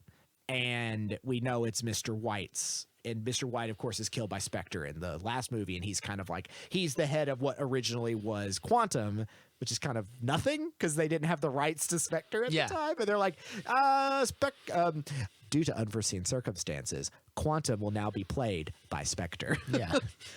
So we're off to the races with that. And I guess we talk a little bit about the introduction sequence, which is really great. The introduction to like Rami Malek's character? Yeah. Do you mean the introduction to like him in the cold open? In the cold open. Yeah. It's good. It's very different than anything else. It's very different from a lot of other, because it's not Bond at the beginning. It opens up a criticism I have of Rami Malek later, which is I feel like one subversion of the it's not a subversion. I think the Bond villains think their shit doesn't stink, for lack of a better word. Well, to the point where it's like, What I mean by that is like we always have this idea now, especially in the James Bond of the Daniel Craig era, which is like the James Bond villains have to be dark and mysterious, and you couldn't possibly understand their but then at the end they kind of all fall. Started with Skyfall because Javier Bardem playing Raul Silva. Yes, but they've also always kind of had that going before that, where maybe they weren't dark or mysterious, but they were Dangerous, and they were sometimes had like weird extracurricular quirks that made them interesting. Like, well, good. Le Chiffre bleeds blood, Right, Which is kind of that mysterious. great line where he's just like, "I have a circulatory valve broken there. Yeah. It's nothing sinister." Yeah. I love that. But he's also not scary. Like you see him in peril for the most part. He's an exception, which is why I kind of like him. But he's like, in trouble through the whole movie because he fails on these plans to pay back his people, and they're like, they're gonna fucking kill me. Yeah.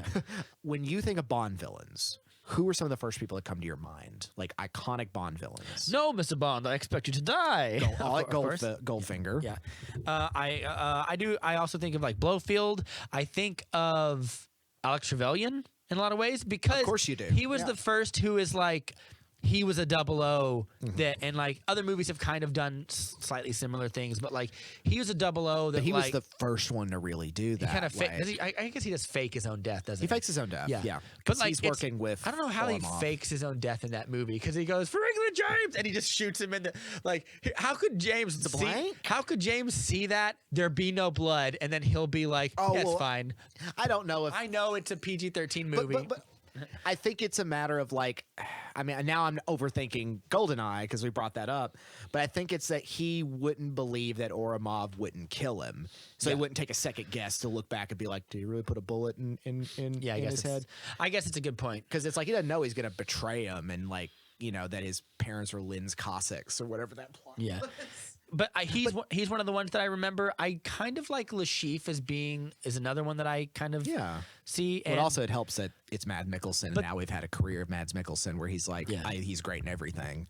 and then like I guess you are probably right. Like Skyfall started this weird trend of like the villains must be like these beings hidden in shadow, and Where it's like who everyone's afraid of. Their plans are so intricate you couldn't even begin to understand them. And And then at that point, this was a criticism I had of Skyfall originally is that it was too much like a Batman movie, a Nolan Batman movie, where he's almost doing where he's almost doing like Bane. Where it's like my machinations go beyond your understanding. Yeah. And so that's got big shoes to fill. And for the last 2 years, we've been thinking like, so we find out like Rami Malek's character is his first name Lucifer? Lucifer Safin? yeah, Mr. Savin is all It's I never heard his Safin. first name. Here's what it's Lucifer Safin. Okay. But it's Lucifer. Like he's Lucifer Safin. Yeah. And we'll get to what his Yeah. connection is to later. But I think this is a cliche that I will be happy if we either subvert further by just making the villains dark mirrors of James Bond in a way, Right. or lean into it harder and make their plans actually diabolical and not something weird. Right. Well, that's part of why Javier Bardem's character of Raul Silva stands out so much is because he wins. He technically wins. Yeah. Like his whole machination is like, I want to destroy MI6 from the inside. I want to kill him. Yeah. He got away with it. And he has a good motivation. Right. I wish he was more personally lethal in some ways because he was a 00. Or was he a I don't know if he was a 00. He was a a 00. Okay, He was of MI6. It's just that he got like disavowed a long time ago. And they're like, oh, he died. And it's like, no, he didn't. So- the poison did that funny thing to his teeth, though. I'll come back to this criticism when we actually get into spoilers or whatever. And I'll say this, like, this is kind of something I kind of like about Quantum. Is Quantum's the odd duck out for many reasons, but it's also because the main bad guy is A tiny French man. a tiny French man who I could beat up. whose goal is to like convince a dictator general to give all the Bolivia all of his water. And that's like kind of refreshing because it's like he's not some diabolical super mastermind who's like Joker levels knowledge. He's just Math Almeric. Yeah. he's just Dominic Green. And he's just like, I work for Spectre or I work for Quantum and I'm a little shit. And I'm very angry right now. And he tries to kill Bond with an axe. You're not selling me on this. I know, but do you want to talk about it's and now that's like subversive, even though that used to be par for the course. Yeah. I think about other Bond villains that stand out. You know, Dr. Julius No, who for the most part, like, you know, is the first one that Sean Connery's Bond has to fight. Yeah. And he is a vaguely Japanese. He's played by a Jewish man. He's played by like Robert Weissman, but he's supposed to be Asian. He's supposed to be Oriental, but he's very clearly just a Jewish man with a metal hand, and also can like crush things with his bare fist. But he's also like works in nuclear weaponry. Yeah. And See, it's they like, all have like a weird extra almost power thing. yeah, Like, yeah. but or they have a henchman that can do that because the Yeah. henchmen stand out more than the villains. That's true. We know Jaws. Who does Jaws work for? Doesn't matter. It doesn't matter. I know he works for. We know Odd Job.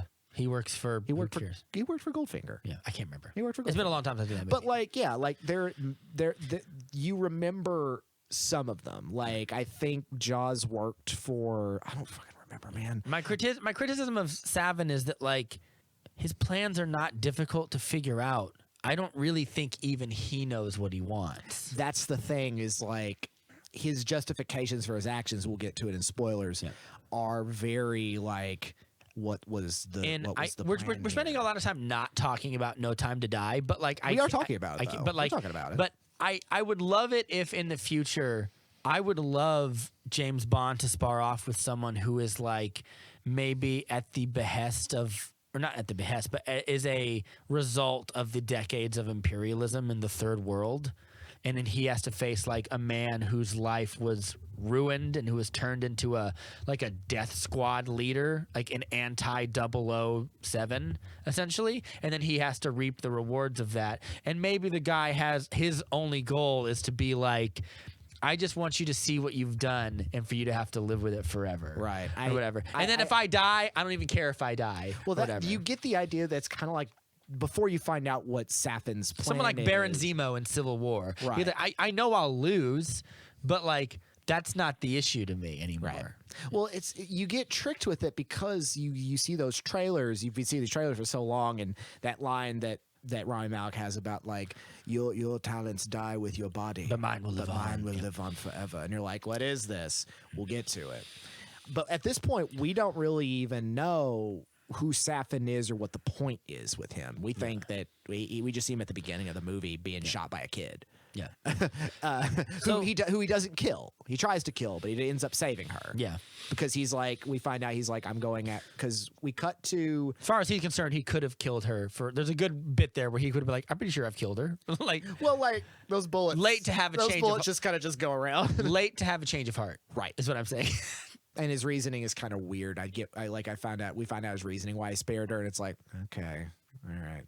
So James Bond can't let go of the past. No, and the past won't let go of him. Yeah. He's trying to, but So him and Matt, I guess I don't want to spoil anything, but we take a big jump forward. we go to a little side plot Yeah. where we're tracking this scientist, this Russian scientist. I think he's Russian.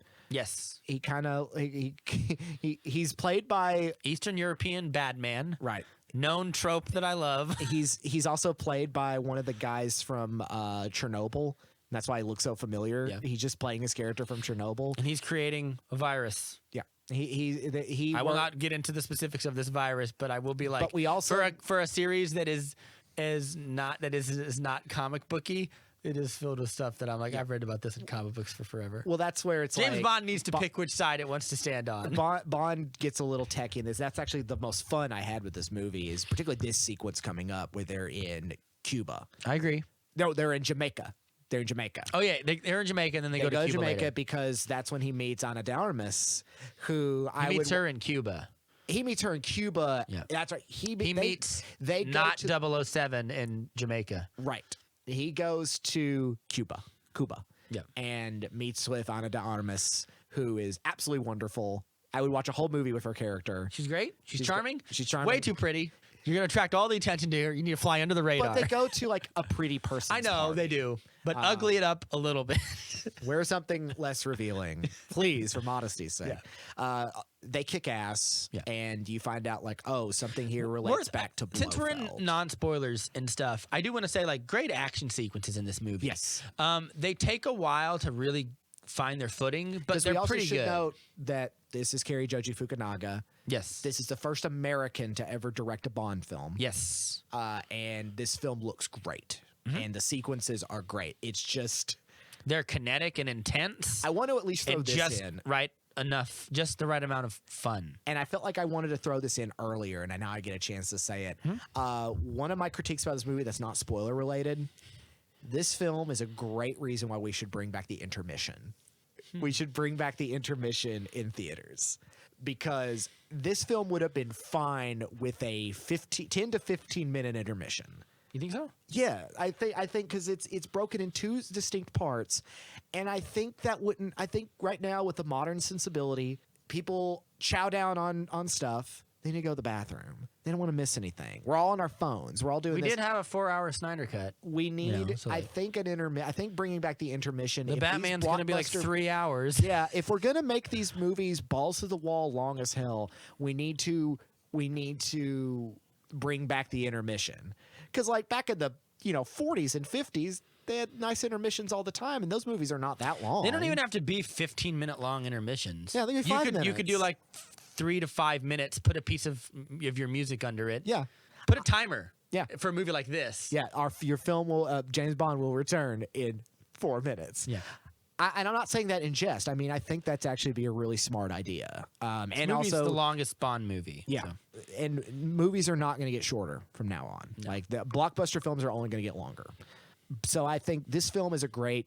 What I'm going to begin my revolutionary text that we need to bring back intermissions in major motion pictures, because this film is broken up into 2 very specific sections, and we could have this. That's all my rant is. I just wanted to rant about that, how much I really wish we I had don't an intermission. disagree.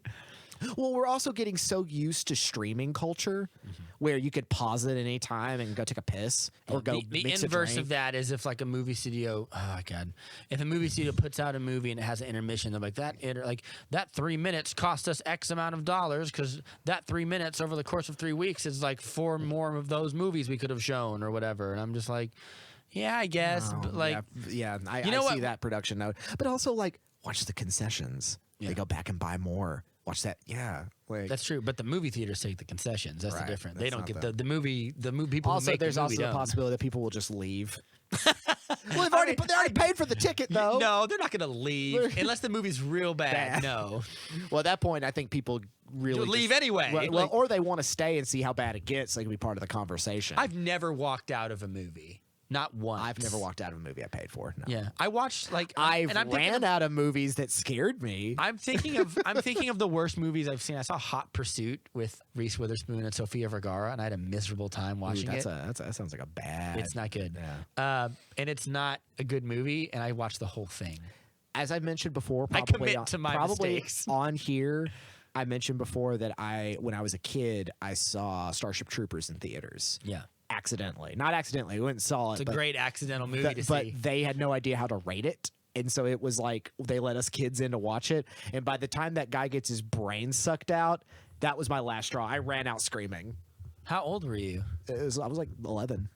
That's probably. I was about 8 or 9 actually, because that film came out in like 98 or something like that. So I was about 9, 10. Yeah, that's pretty heavy. For I your made it first through the movie. rest of the movie, and then when that I was like, that's too much. I'm leaving. Probably saw your first boobs though.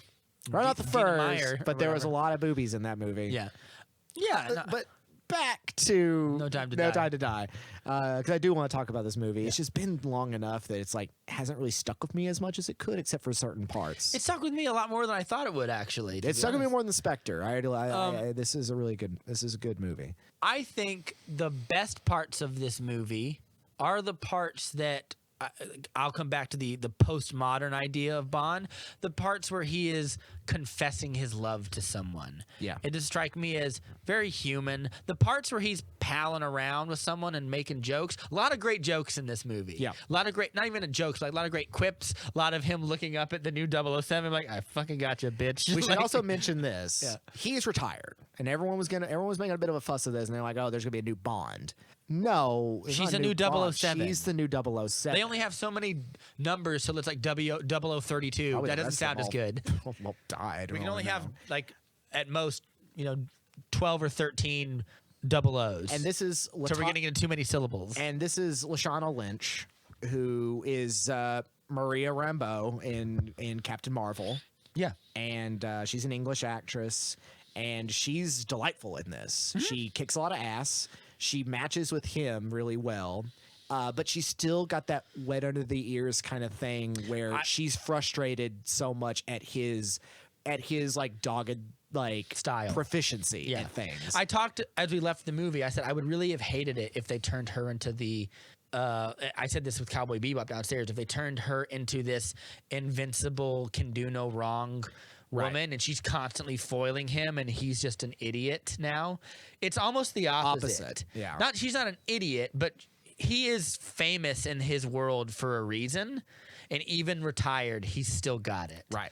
Whenever he wants. So begrudgingly, she has to learn from him. Yeah. But she can hold her own pretty well. And she looks great. Sure. And I would definitely watch a series with this character. Watching their character dynamics throughout the movie is both a lot of fun, and when they actually come together to actually work together, is also a lot. It's of fun. satisfying. Yeah. And it's nice that she can just be her own character, because there is another movie like this, and it's very similar. Think about Die Another Day. When I think about the character that Halle Berry plays in that, where it's like they were going to spin off her character into its own thing. Were they? Yes. With Michael Madsen being like her M, and everyone was like, I don't know who that's for. everyone was like the Fallout thing. Nobody liked that because Halle Berry was awful in that movie. Yeah. No hatred towards Halle Berry, but like She's great in plenty of other stuff. that character bogged that movie down so badly because they thought it was so cool. That is that version of that gone wrong, where she's like too cool for school, Yeah. and he's falling behind. Yeah. In this, it's like, because he is so indebted romantically to Madeline Swan, there's not this risk where he's like, I'm going to be romantically involved with the new 00 or something like that. Also, he's so much older now. Yeah. That- I that never move- even got an inkling that might happen. And, well, she does technically seduce him at the beginning in Jamaica. Yeah, that's true. But then she's just But that's not. "You fucking He's idiot." not. He doesn't know that, and that's like Right. he's living in Jamaica. Yeah, he's like, all right, Slight criticism here. I'm glad that this is his spoiler alert. This is Daniel Craig's last movie. Wyatt is different, but Yeah. it is But, his last run. as Bond.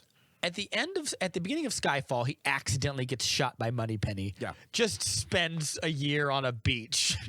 At the end of doing Spectre, scorpion hand rides and tequila shots. He's a broken having man. casual sex. Yeah. And at the end of Spectre, he retires with Madeline, and he spends like a year in fucking Italy. but the difference and then he spends years in Jamaica. I feel like the amount of time between vacations is really like. But to be fair, the appeal of James Bond is even when he's on the job, he's on vacation. Exactly. Yeah. I don't know. I'm going to get really tired of like. It's like I'm getting tired of like I'm retired. I'm tired of the trope. But the Get rid of problem, it. the thing with all those other retirees is either you're like, because we're just talking about Mission Impossible, when Ethan Hunt retires and becomes like a teacher at Yeah. IMF or whatever, he's like married to Paula Patton and all that. He just like lives in the suburbs, and it's just like oh, I'm just doing my thing, all that, and then like violence comes back and takes him back into the force. Yeah. but he's I don't mind that, but you can't do it 3 times and then keep trying to tell me that. right. It's like, yeah. But Bond, At some point I'm like, Bond's just stop. Just right. retire. Live in Jamaica. Yeah, It looks great. There are 2 retirements. You can either Go have some jerk chicken. have that retirement where you're just like, I'm just a normal guy. I don't know who that person is. Whatever. Or it's like It's Taco Tuesdays. I'm not getting involved in this. right. Or I'm retired and they're just like drunk in a building somewhere. Yeah. Because there's a Bond movie where if you're talking about Connery's Bond, Yeah. and Alan Moore actually talks about this in League of Extraordinary Gentlemen, because God. Bond is a character that shows up in that as a villain. Really? That's kind of weird. Yes. Okay. Bond is a major character in the latter part of the League of Extraordinary Gentlemen things. How is he allowed to do They that? called him Jimmy. That's the dumbest thing. But they got around the copyright for it. Okay. And once they get into the 60s or the 90s in that series, I'm not going to get too much into it. I just love that series so much because it's so ridiculous. There are other 00s, and they're all played by the different actors who have played them. That's clever. So I like they're- that. I just don't like the James Bond. So they're like, someone's called like 0R or 0C, and it's like clearly a Daniel Craig pastiche or a Roger Moore pastiche, and they're all like just brutal assassins who are sociopaths who just, because Alan Moore just hates the Bond franchise. Alan Moore hates everything. Alan Moore hates everything. Regardless, there is a world where Bond ends his retired. life as a syphilitic, bitter old alcoholic with cirrhosis. But nobody wants to watch that. But no one wants to watch that. I would watch in theory, I would watch a movie where James Bond is retired and he's like, I don't do this anymore. Right. And there's a lot of reasons why I don't do it anymore. Mainly of which is I don't want to. Right. is like a good one. Now the trope of that is that you bring him back in anyway somehow, but like there is a theoretically good movie there. But I would never want to watch I it. rewatched The Rock recently, which was a good call. The Rock is a very fun movie. I highly recommend it. Yeah, it's Michael Bay. It's the Michael Bay movie. Yeah. Yeah. It's the best Michael At his Bay movie, best, yeah. probably. Where Sean Connery's character in that is almost like that version of Bond, Mm-hmm. where they like, but it's the Bond where they're like, he's too dangerous to like, so he gets to stay in a maximum security prison. And when he comes out, he looks like a grizzly bear. Yeah. They're like, put me out. So he's having retirements and all that. He meets up with a new 007. The world is in peril. We'll find out why. It relates to Lucifer Satan, Lucifer Safin, whose plans and everything are quite obscure. But we do know this. Both MI6 has blood on their hands, has some blood on their hands related to, as we were talking about Harry Potter earlier, Ray Fiennes is the new M, Mallory, but he's a new M, and he's not a comfy mother you can go to. He is a diplomat. He is a bureaucrat. Sure. And he has secrets, and those secrets are very dangerous and also relate to something else I want to not recommend, but something else. Yeah. This plot is very Metal Gear Solid. Yes. Yes, it feels 100%. very Metal Gear Solid.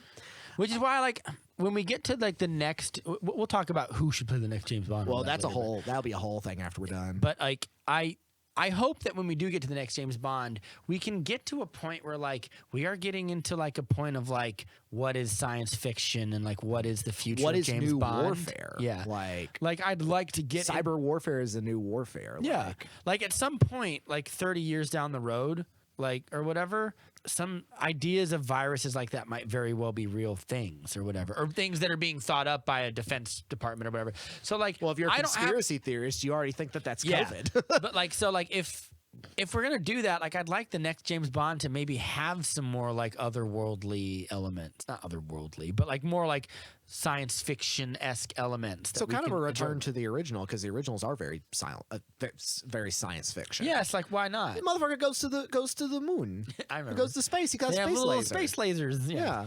Anyway, and that's about a guy who's essentially like a space Nazi who's trying to eliminate Earth so he can create a super race. Yeah. You forget about that. Yeah. Because that movie's so goofy. It's like Hugo Drax's plan is like, yeah, I'm kind of just gonna do like a space holocaust. And it's like, oh, that's doesn't really fit the tone of this goofy movie. Yeah. MI6 has secrets. Yeah. It appears that having a superpower of imperialism may be a bad thing and may be involved in some shady dealings. Spectre is also on the way out as an entity. They're still around. They're still around, but their use and their danger and their threat is being defanged, especially after now Blofeld has been captured. What we're dealing with, before we get into spoilers, is something that's Bond is now going to have to consider all allegiances and former rivalries, because this supersedes all of it and is an after effect of all of this, of Spectre and MI6 and all global authorities butting heads of each other. What if one action of vengeance leads to something they weren't expecting, and Bond has to figure it out? And also, like we mentioned, now his family, an actual family that he now has, is at stake with this. Yeah. He's got to become a different I have man. a criticism of this.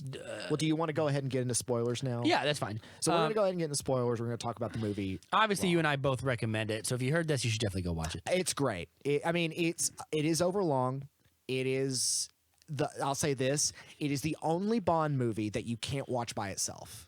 Oh, yeah, sure. The thing about Bond is, like with any movie, doesn't matter what it is, you can say, I'm going to throw in a Bond movie. It'll just be a new adventure. This is decidedly its own thing. Yeah, you kind of have to have at least seen Spectre, maybe Casino. Yeah. Casino, Spectre, and this are the primary ones, which is kind of a shame considering Skyfall is so good. But it is fairly not as relevant to this plot line as those three movies. My overarching critique is that is a dumb weapon to make for a number of reasons. One, like it'll kill you or anyone who shares that genetic bloodline. Right. What if you accidentally walk into like a room and like the dude's cousin is there at a birthday party and you kill him? Right. Like it's like, it's just it is a very underthought and at the same time overthought mechanism that Safin's put into use. But I kind of think that well, he doesn't make it. Mallory makes it. Mallory makes it, but this is one thing I do like about Rami Malek as Safin, because I actually don't really like his performance that much. I think he's maybe one of the weaker parts of this movie. I don't disagree with that. Because mostly his involvement is fairly circumstantial. Like I kept waiting for this big thing to happen. Or like, oh, I really like this now, and it just doesn't. It doesn't really, because Rami Malek's villain is almost not really that important to the plot. Like that's my point. The story of Bond and Blofeld, and The of course villain is could dead. be this goofy Russian scientist. Yeah. And you wouldn't know. Now you need a reason Well, you need a for this natural- goofy scientist to do that. But you 'Cause also need a heavy. Yeah. You need like a heavy, and Rami Malek's not a bad choice, But he's not heavy. right? And they gave him the whole like weird mask thing as like, oh, he's got to kind of look, but that's also irrelevant. 'Cause he doesn't wear it anymore. Yeah, like in the opening of the movie, we see because he got poisoned or not poisoned, but he got like scarred did by get poisoned. Oh yeah, he did get poisoned because the whole thing about him is like his Madeline's father killed his family because Madeline's father was a agent of Spectre. Blofeld had his family killed because they were poisoners for him. Yes. And so I like that background. That I it's don't. like, I don't. Yeah, I don't mind that either. because he goes and kills Spectre essentially. Because when we go, Which is the most boss thing that he does. That is really wild. I love that. That's a very Bond. But in the sequence. opening of the movie, you can see on the side of his mask, he's got this the- really very visually apparent scars. And by the end of the movie, he doesn't. Well, he They're does, barely but there. they're not that grotesque. They're still like, we got Rami Malek. If He we're needs to gonna look good. if we're gonna commit to this idea that this guy is mysterious, and then commit to it. he needs to be more monstrous then. Yeah. But it's like, whoa, it's Rami Malek. Yeah. Like he looks great right now. We can't scar him up too much. It's kind of like how they scarred up Sean Bean in Goldeneye, where they little just bit. kind of like, I caught the explosion. Just a little bit. But if they were faking your death, I don't want to get into criticizing Goldeneye because I have little. If Well, they were, because he didn't shoot him. Well, But he did get caught. But they in the just left explosion. him there. But like we're gonna fake your death. Don't worry about it. Let's get out of here, guys. So here's what I think. Leave him on the ground. So that's it loaded in the dialogue. Where If it's it's a like, faking his death, why can't he get up and leave? well, Like, I think anyway. he did, but the thing was, like, when he catches Bond and Natalia in Statue Park, Yeah. in St. Petersburg, and he puts them in the helicopter. He's like, I gave you the same 5 minutes you gave me. We have 3 minutes because I shorted the timer. Oh yeah, that's right. Because James changes the. Never mind. Yeah, Goldeneye's he changes perfect. the timer. So probably after Bond left, it got on the plane and everything. Trevelyan was like, "Oh, great job, everybody! Really great job, guys. That was really good." Boom, and he got caught and scarred. He's like, "Bond, Fair enough. I'll remember that." Yeah. All right. That being said, Goldeneye's still perfect. Anyway, but Safin has a very interesting background. yeah, they synthesize plants to make toxins and poisons. Right. They are like a medieval poisoner, and they help. He knows everything, and so because of that, he has that ability and uses it at first to destroy Spectre. Yeah.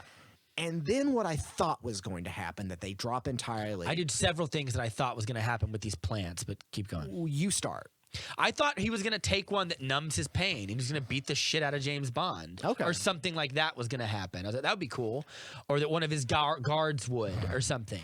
Would have been a great example of how to like introduce just a little like science fiction-y elements or something. He could take. Or I thought opiates. He could take crack. Or I thought they were gonna make Madeline take the you do whatever I tell you plant tea drug, and then she goes, it's okay, James, you can leave now or whatever, and he's like, what are you talking about? I just came all the way out here to save you and my daughter or whatever. It's like, I don't need you here anymore, and like make her do that, and then he has to figure out like, oh, this is all bullshit. Like those are all things that I thought were going to happen and they don't happen. Right. And I'm like, I feel like one of those should have happened. I thought that Safin's plan initially, like after he gets rid of Spectre, is like, I'm going to go after every clandestine organization throughout the world. So there are no more secrets. There are no more potentials for there to be people misused.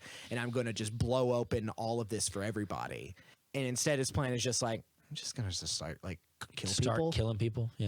And- I don't even and think things that will one work would have. themselves out. I don't even think that one would have made sense because he doesn't have like a particular beef with like intelligence organizations, really. I mean, you worked for a ruthless criminal organization, Right. Is your Or plan even any you better? didn't. Your family did. Yeah. Like, Oh, yeah, and I mean, that's true. But you just took that from there and then just kind of did that.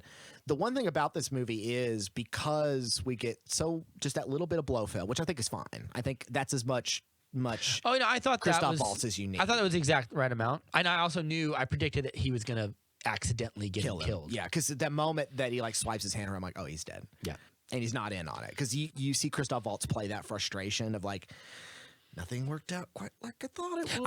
I love how James Bond is like James Bond is we keep He's so shitty to him. We keep I was gonna say like we keep glossing over it, but he's so funny and charming in this movie. We see him Even be as heavy very- as it gets, and like I love the whole thing. Hey, remember that time in Cuba? Like you tried to get me killed, and it totally blew up right in your face. Like I love that. Killed everyone you cared about, and he's just like, you caught me, James. I got egg on my face. How did you do it? And he's like, I want to know how you did it. Like, for once, I have to say, like, I need you. And he's like, of course you need me. And apparently, because there's a guy with a cyber eye. Again, like we have all these otherworldly elements, but we when it comes to the villain, we're like, well, we can't do that. That's silly. I'm like, well, that initial plan to get him to Cuba to kill him, which feels like the actual cold open of a Bond movie. yes, Like that feels like any other Moore movie almost. Also, it's very good. We should talk about like how great that sequence is, like the getting out of that sequence, and then we gotta get the scientist.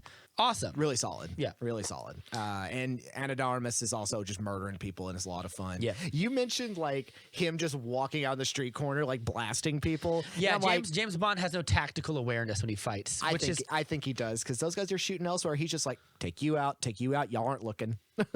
I just wish he was a little more crafty sometimes, but we make up for it later with this really great single take action sequence as he's going up these stairs. Yes. And that's a good example of like he like sees people's shadows, like he's very aware when he's in combat kind of thing. So I kind of forgave that one. I didn't really care about that one as much. And of course, we talk about Felix Sliders. Also, in he this. breaks Remy Malek's arm with his bare hands. Yeah. Pretty cool. Ugh. Felix Leiter is brought back into this and is betrayed by his little smarmy buddy Billy Magnuson.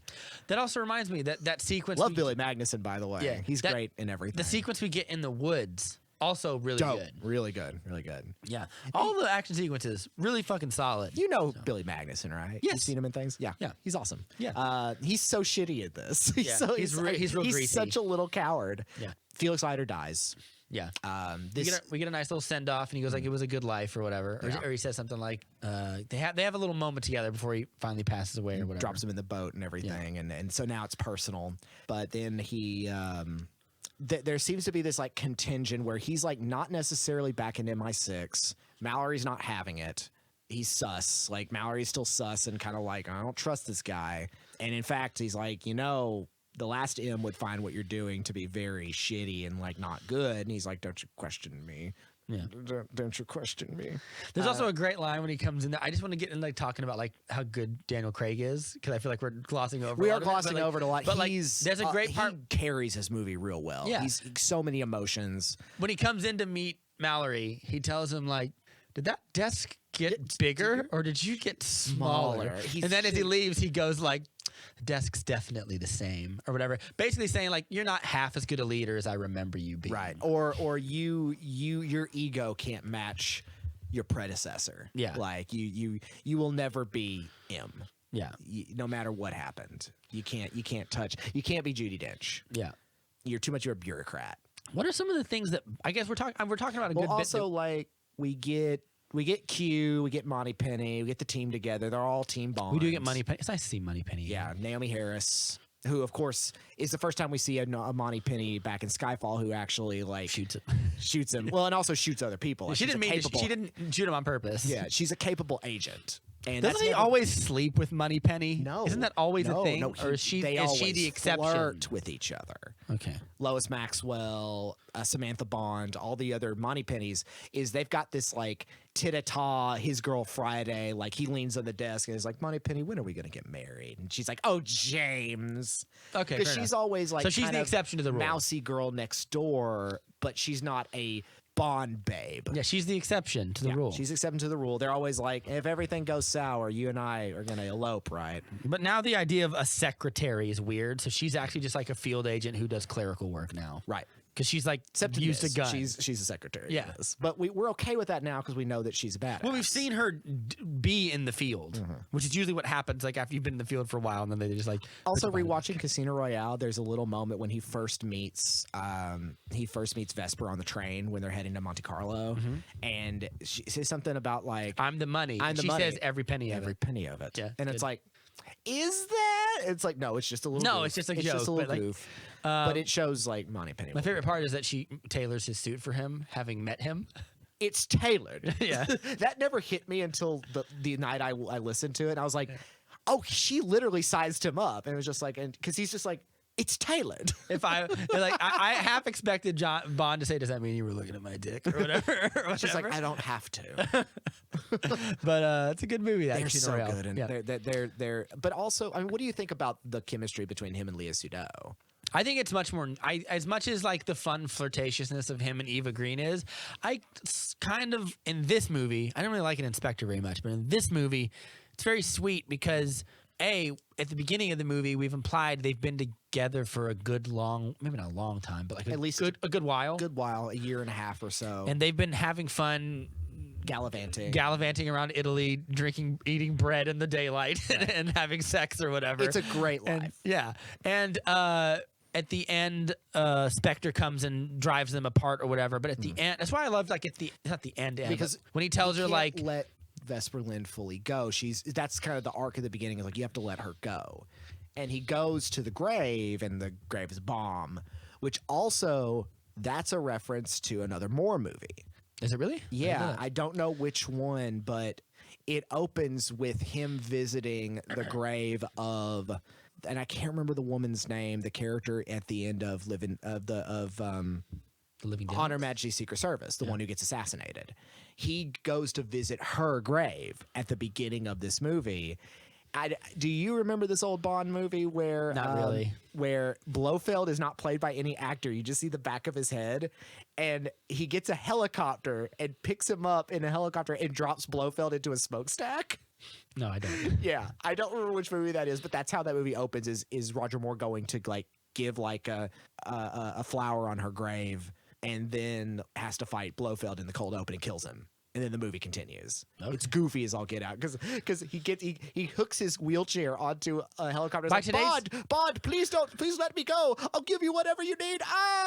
By today's standards, like if they did that in a movie, I would just walk out. I would laugh my ass off. Yeah. So that's a reference to that. But my point is their relationship feels like.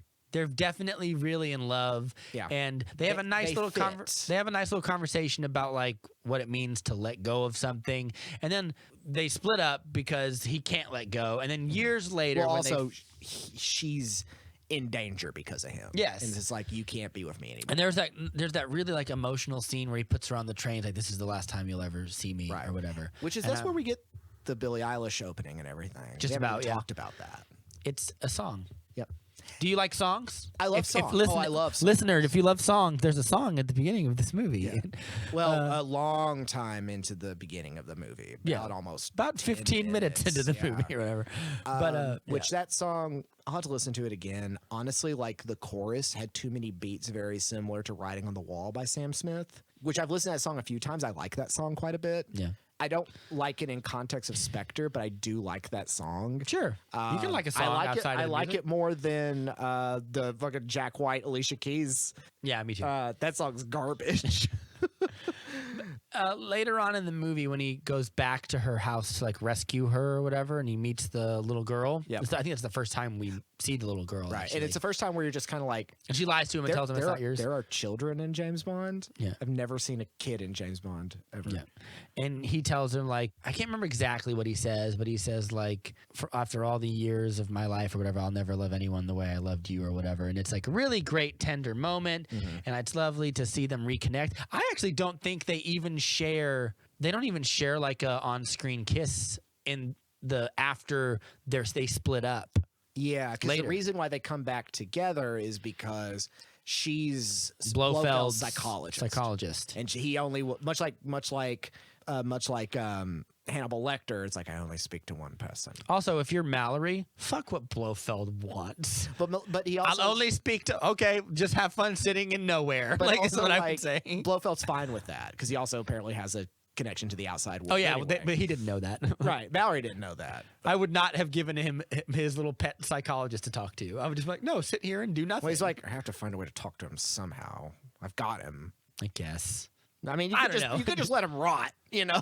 I'm probably not cut out to be at the head of a clandestine organization. Well, is Ray Fiennes? Yeah. he's under criticism. Both these movies is like, is he really up to the task? But it's very We're not supposed to like Mallory. It would have been a subversion to like at first glance I would have said it's subversive that he doesn't lock lips with his female sexy lead or like with Anna de Armas. Right. But now I don't even think it's a subversion. I think it's just like that's not really who he is anymore. No, if he wanted a lady, he would have stayed in Jamaica. Right. And found a lady. And it's like, and I'm sure he probably had plenty of. I don't know how long he was in Jamaica. Right. But I'm sure he was coasting for Strange. Yeah. Like, I mean, he was down to get with Lashana Exactly. Lynch. So, until like- Lashana Lynch is like, hey, dummy, I'm a 007. He's like, Don't call me a dummy. You got on the back of my moped. Yeah. Or I got on the back of your moped. yeah, their back and forth is so good. I feel like somebody. No, never mind. But I thought it was like, he doesn't lock lips with her or whatever. No. And I was kind of like, it's so much more mature and tender, like you said. And now we have this girl. We now have this child. Yeah. And it's at first you're like, oh, it's not mine. And we're just like, kind of It's like yours. what you say. Is it? Like, yeah, is it though? Or isn't it though? but they're at the old home, in Mr. White's old home, the home where she watched her mother die, where Safin first attacked her. Yeah. And now it's gone from a snowy place to like Scandinavian woods, almost like jungles. Yeah. And they're chased by Billy Magnuson and A mysterious army of Jeeps and Wranglers. and but stuff out of they're nowhere. chased after Like, they're chased by a Jeep Wrangler. it's a great little off-road chase with the helicopter and stuff, and James Bond goes like real like Rambo style, like making traps in the woods. Yes, and he's using like strategy and tactics to be able to trick people. Yes, though love it. With the Jeeps doing the bounce over and into the woods, I just thought of Jurassic Park. Yeah, I just thought of Lost, where I was like, are there gonna be dinosaurs? Like Billy Magnuson's chasing him, all of a sudden a T-Rex comes and Eats gets him. I would be like, Also, the death scene of that dude's really good. which guy? Remember, like they tilt the Jeep over and Billy Magnuson tumbles out at the bottom. He's pinned under. it. Yeah, that was really good. Like, And he tells James like you really think you're gonna be able he's to? like, come on, you can help me out, brother. He's like, I had a brother. His name was Felix Leiter, and he just leans on it and lets it crush him. And you I just was see like, it roll. And Yeah. It's like, yeah, good. It's good stuff. That's good stuff. There's also the other bad guy with the The eye. the Yeah, he cyber gets eye. he gets a couple. They get a couple of good little. he's the little main spats. thug. Like Yeah. he's the main hinge.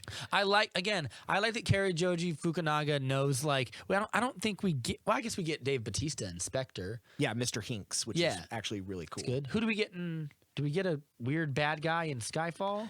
We get I mean, a bad guy's henchman. we get the Numi Ropace, or what's his name? The guy he fights in Hong Kong with the neon lights in the background. The guy who's doing like the parkour. in Skyfall. Yes. I don't remember this. It's I remember he kills the guy on like there on the top of that big ass building. Yes, that's it. In That Hong guy- Kong. but he doesn't have like a weird. No, but he's the hinge. Okay, yeah, but we get a cool, and then we get the free runner in Casino Royale, Yes. and then we also get We- the bomber at the airport. Which that guy's great. Yeah, That they're guy's both really good. There's a great scene where that guy thinks he finally got rid of Bond. He's just like, he's and then just Bond comes in and kicks the door in or whatever. Like, Well, it's the when best. they're driving part that big truck. when the Miami-Dade police like have Bond down after the whole chase, and he's just Oh, got God, this and he shitty little thinks- grin, and he puts the And looks he around. he put the keychain on him. He boop boop, and you see a little poof, and you see Bond smile like, Just- "Got you, you son of a bitch." He's so savage. the only He's one just that doesn't have one is Quantum. Yeah. Quantum he's got is- that guy who's got like the bowl cut, but like It's not the same. Green kills him himself though. Yeah. He's like, watch out for that bomb. And he pushes the button, the bomb blows up. He's like, cool, and just walks away. Yeah, I do love that. Like Cari Joji Fukunaga is like, oh, we got to have like a slightly unique henchman. Yeah, give him a. Well, there's also in Golden in Casino Royale, there's the guy who for no reason has one sunglass at the end at the house in Italy. at the end of Casino Royale. Yeah. Oh, the yeah, guy, it's the guy who plays the German. I know way too. We know way too much. He's the guy who plays the German officer, the Nazi officer that Eli Roth beats to death in Inglourious I know who you're Basterds. talking about. Yeah, Yep. he's a good actor, but he's that guy. He's like, oh, I'm a evil villain in that, and he puts the staple gun through his eye. Yeah. Good stuff. This guy also gets. Does he get a? No. He short circuits him with the watch that Q gives him. Yeah. That was good stuff, by the way. Q's good. Ben Wishaw's a great Q. Again, like he's casually gay in this, and they don't make a big deal out of it. sure, I love a casual gay. Yep. He's just like, I'm expecting a date with him. Someone's like, Robbie, you're saying you don't like a flamboyant gay? I like a flamboyant gay fine. I'm just saying. Ben Whishaw is playing him pretty gay. Yeah. Like, he's playing him very... He's playing the most real gay. Right. And that I feel like But then you look back at, like, Desmond Llewellyn and the way he played Q, and his Q is also quite effete and quite fuddy-duddy. Yeah. Yeah. I like Bond. We're skipping over the fact sandwich. We're skipping over the fact that like I don't want to make it sound like we're intentionally doing it, but there's a lot of great character stuff that happens. Like when he meets Q and they have a great, it's fun and it's funny watching them or whatever. Well, again, you watch Casino Royale after this, and you watch like the untamed like beast that he was into the refined like affable gentleman. He's more social now, but it's earned. It's earned. Too. My favorite part is even when when Q walks through Mallory, he sees Bond there, and he goes, "Bond, what are you doing? Shut up, Q." He's like, "I already know he's back." Like, shut up, Q. Like, I already know you work together. Like, oh, thank God. He's like, I'm not good at keeping up these appearances or whatever. Like, it's quite a funny movie, and a lot of that is due to like the script by Fukunaga and Waller-Bridge. Like, it's that's right. Phoebe Waller-Bridge was the one that brought it because it is a Purvis and Wade story. Yeah. And Purvis and Wade have Neil Purvis and Robert Wade have worked on all of the Bond movies since I want to say since The World Is Not Enough. Yeah. And then they just had a different person on board. Like Casino Royale was co-written with John Logan, who's a famous playwright. But yeah, I forgot. Phoebe Waller-Bridge is brought into this, and it does feel like her. Have you ever watched Fleabag? No, not really. You should. It's really good. But that's her thing. Like it's based on her one-woman show play, but it's also like her writing, and so she's very quippy and very English. And I like the fact that like I don't know, like it just feels the movie does a good job of like walking this fine line between really great like efficiently lethal action sequences, really affable, charming like banter back and forth or whatever. Particularly like him and Ana de Armas kind of have a little bit of that as well. And it's because she's so silly against him, where she's just like, where it's like she's late. It's just like, what? I thought I was supposed to be on time. Sorry, I'm so bad about these things. It's like that's really fun. Yeah, he says like we should do this again sometime or whatever. Sadly, we won't because he'd die. But like it doesn't matter. But I feel like it's worth pointing out that's one of the big positives of this movie is like for a movie that's quite long, it does keep a good clip a lot of times due to these great character interactions, whether they're funny or whether people putting their finger in each other's face and be like, fuck you. It has these awesome little long segments where it's like, this is top tier stuff. It's just, there's a lot of them. Yeah. And then by the end, it starts to peter a little bit. Once we get to Safin's Japanese island is probably where, aside from the action sequences, it starts getting a little weaker. I think it just feels longer. Yeah, I think we're ready to wrap it up. It starts dragging up, and I think there's a way that you could have like streamlined a lot of that. Yeah, I think one of them is like because like there's like a bunch of stuff that happens, and I think you'll probably remember a lot of these. And I'm like, why did they do that? That doesn't feel like. Why would you write a screenplay where you forced yourself to do that? For example, like he opens the doors, then the doors shut, and he literally has to go do it again. And I'm like, weird. Yeah. And like there's a part it's where to keep him stuck there so that it's like. So write the scenario with the time lying down I thought that way. A better thing would be to like instead of how he kills Safin, which is he just puts 2 bullets in him, but, you know, not the most fun way to kill a Bond villain. Yeah. But at that point, he's just like, fuck it, I don't want to care about this One day I anymore. want a Bond villain that just kills himself and be like, this was never about anything more than just me. Whether I live or die has nothing to do with the fact that I totally won right now or whatever. A Bond villain that does that? Yes. Okay, I thought you said a Bond that does that. I'm like, oh, we're not ready for a Bond that takes his own life. We're like maybe at the end, like Bond's like, it's time for you to die. I was like, yeah, I agree. Yeah. And it's like, that's not about it for me. Well, it's such a tonal thing. Like this, almost the way he kills Safin in this is a tonal weird thing because he's just like puts 2 in his head and just like, I'm not gonna. Well, because Safin killed him too. Yeah. Essentially. And he's like, I got no time to listen to you like jargon. Like, done. But my point is like, write the scenario where he goes to the top, he has that big action sequence, he opens the door. Safin up and makes him watch as the bombs come down. No, but I want to see that. Well, you could do it that way as well if you want, but like have him go up the stairs, open. I'm slightly doing rewrite the screenplay right now, but like open the doors, go down. Safin finds him and shoots him, which starts that whole altercation that happens. Then at the end, if you want, instead of having him shoot him, he drags him up and kills him with him or whatever, and Right. has his final talk. You don't need to do the thing where they open the doors and close them again. And You then can have to cut the time faster to be like, I'm out of time. That's like 5 minutes of screen time. Yeah, you could just say have saved. Safin wasted enough of my time and I'm out of time. Also, they have the little girl. Safin has him, and then there's a part where he just like lets her go. You want to leave? Go. And I'm just like, what? Why? Why? Like, why do you have this scene here then? Like, it just feels like misplaced Yeah, it's time, like just- clogging stuff up. It's just like, I don't know what to do with this toddler. Literally just go, run away. I'm like, okay, If he was fine. half as evil, and I don't necessarily And need he's to see not. this. Yeah. Because the whole thing is like he spared Madeline Swan. And again, we talked about this, like how old is Safin supposed to be in this?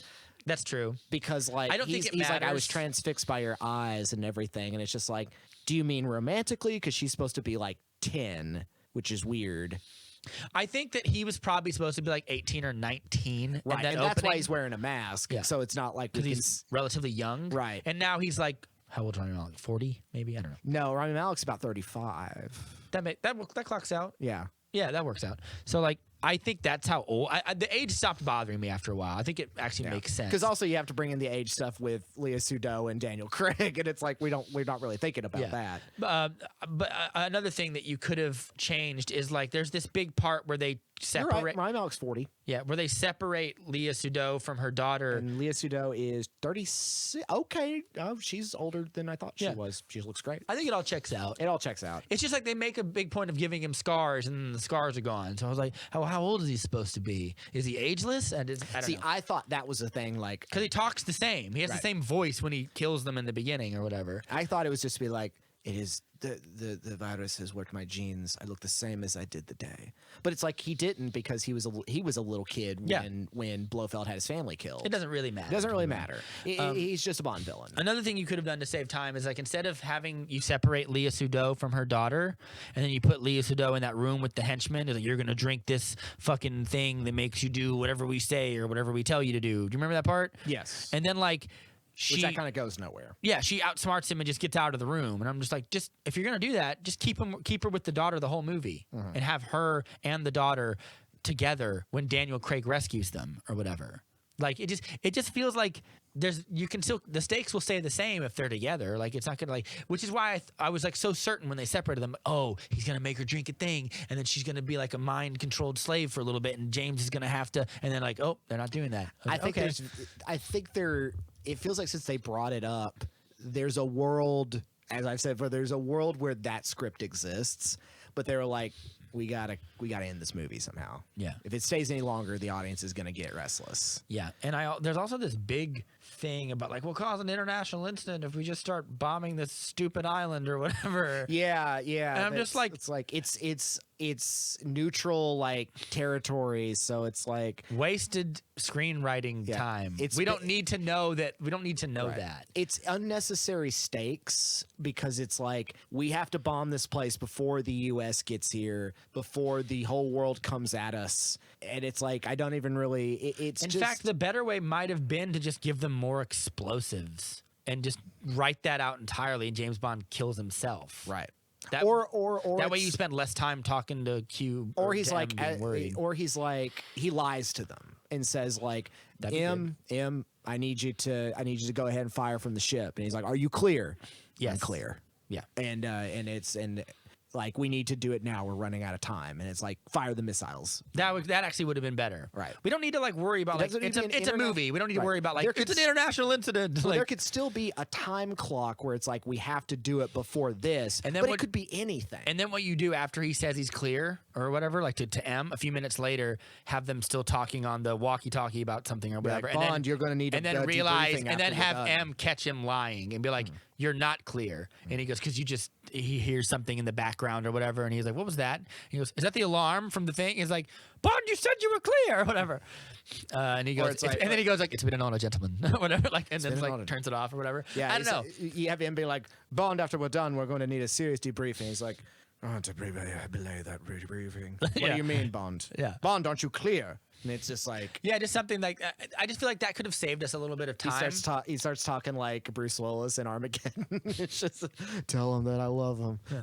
That last act does start to feel a little bit bloated. I think what actually helps it is we're stuck. The double O's are together, which we get some of them working together. We get the scene where She throws him into the she acid throws in the bath pit because he says a racist. Essentially, just like I do something for one of your race, and she's like, what? her line is really dumb, but I feel like she's like, fuck it, I'm gonna do a Bond line and incinerate you. What did she say? She again? says like, do you know what time it is? It's time to die. Throws him into a pit. That's pretty good. It's pretty good because it's so bad. No, I love it. It's all right. She gives him a look like, did you just race war me? did you just call me? Hey, guess what time it is? Time to fucking die. It's death o'clock, bitch. I wanted Bond to run past there and we see a steaming skeleton. Yeah, me too. I would have been really happy. Not that with kind of movie, but it's not an Indiana Jones movie. It could be because he gets turned into a crispy critter. Yeah, and everyone's fine with it. That's great. A lot of good gunplay in this. A lot of good gunfights. Yeah. Like you had mentioned, the stairway fight is awesome. Super good.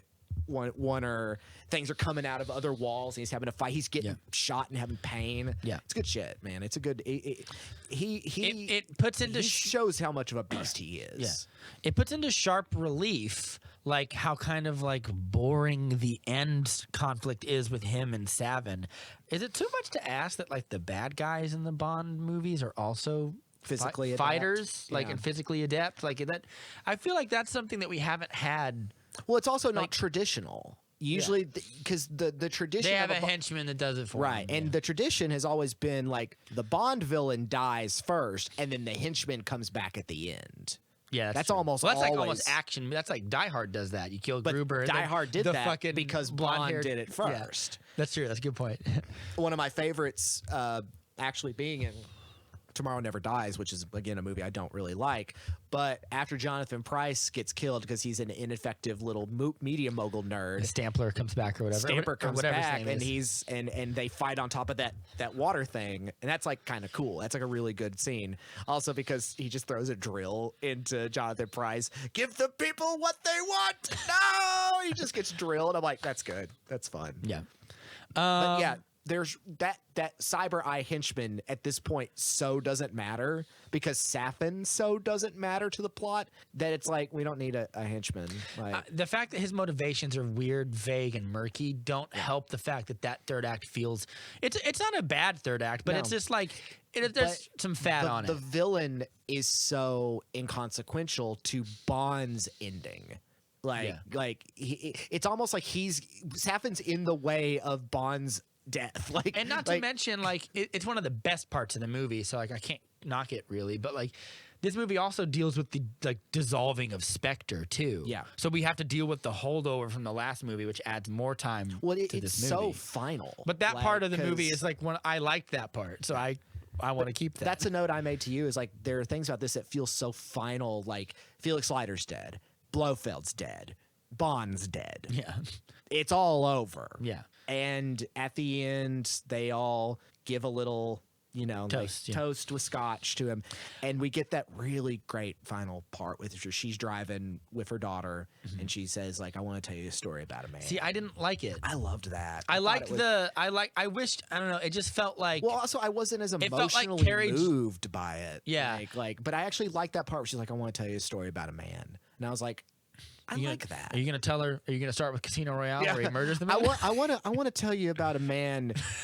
No. So he's raped a few people, and he's murdered a few people who were begging for their lives. Who doesn't? Maybe. Is she gonna talk about Sean Connery's run? Oh no. He kind of didn't like lesbians, and he was also. Which is weird because I feel like statistically speaking, James Bond would be one of the biggest proponents of lesbians. But anyway, if he gets to have them both be straight, yes, yes, exactly. And of course, like everyone threw a fit about that line when Raul Silva is like rubbing his legs. Like, this must be the first time. Well, it makes it's my first. I love that line. I think it's hilarious. Yeah, I think it's great. Oh, do you mean when Le Chiffre destroyed my balls? That would probably be that was the first time. Yeah, that's great. Oh yeah. Also, and I think some people are going to talk about it, the idea that Bond at this point can still have children. Like that he's not been radiated and his balls have been destroyed, or all the just that syphilis and alcohol haven't annihilated his sperm. Yeah, or just that his like the physical abuse his body is like. Yeah. This is hold on, let me think real quick. I almost think there's a note in another movie where they mention like Bond can't like reproduce. I could be wrong about that. I wouldn't be surprised if like in Skyfall there was like they only pick people that are like what's the word like your sperm can't fertilize an egg? Impotent? No, that's like if you can't get an erection. But if it's infertile. Yeah, or something like that. Right. I think I could have sworn maybe Bond it's in is there. barren. Yeah, or something like that. He's male Black Widow or whatever. Yeah. But no, it could probably be. But like I'm trying to think like except for in the beginning when they're on their little honeymoon, I don't think Bond has sex with anyone in this movie. No, it's just her. Yeah, it's just her. No, yeah, because it's now he's like I said. That's why it was so going shocking to have sex with Lashana Lynch until she was like, I'm 007. Yeah, I'm not saying you can't. I'm just saying like I'm just like again, I would say this is a subversion, but I don't think it's a movie that's trying to be like, yeah, you think James Bond is like this? Well, he's actually like this or whatever. It's just sort of like it's postmodern James Bond. Right. It's like because he's evolved. He gets around. Like the fact that he didn't try to fuck Anna de Armas, I was like, okay, like I'm surprised that the movie didn't do this. Well, it's almost like Anna de Armas. Like now that I know that it's like, oh, Lea Seydoux like 36. Like, okay, that's an age difference, but it's not that bad. Yeah. Anna de Armas is like 22. Well, we also and he's probably like, oh, this kid's got it. That's good. Anna de Armas not 22. She's probably like 30. She's in her 20s. Let's find out. It doesn't matter.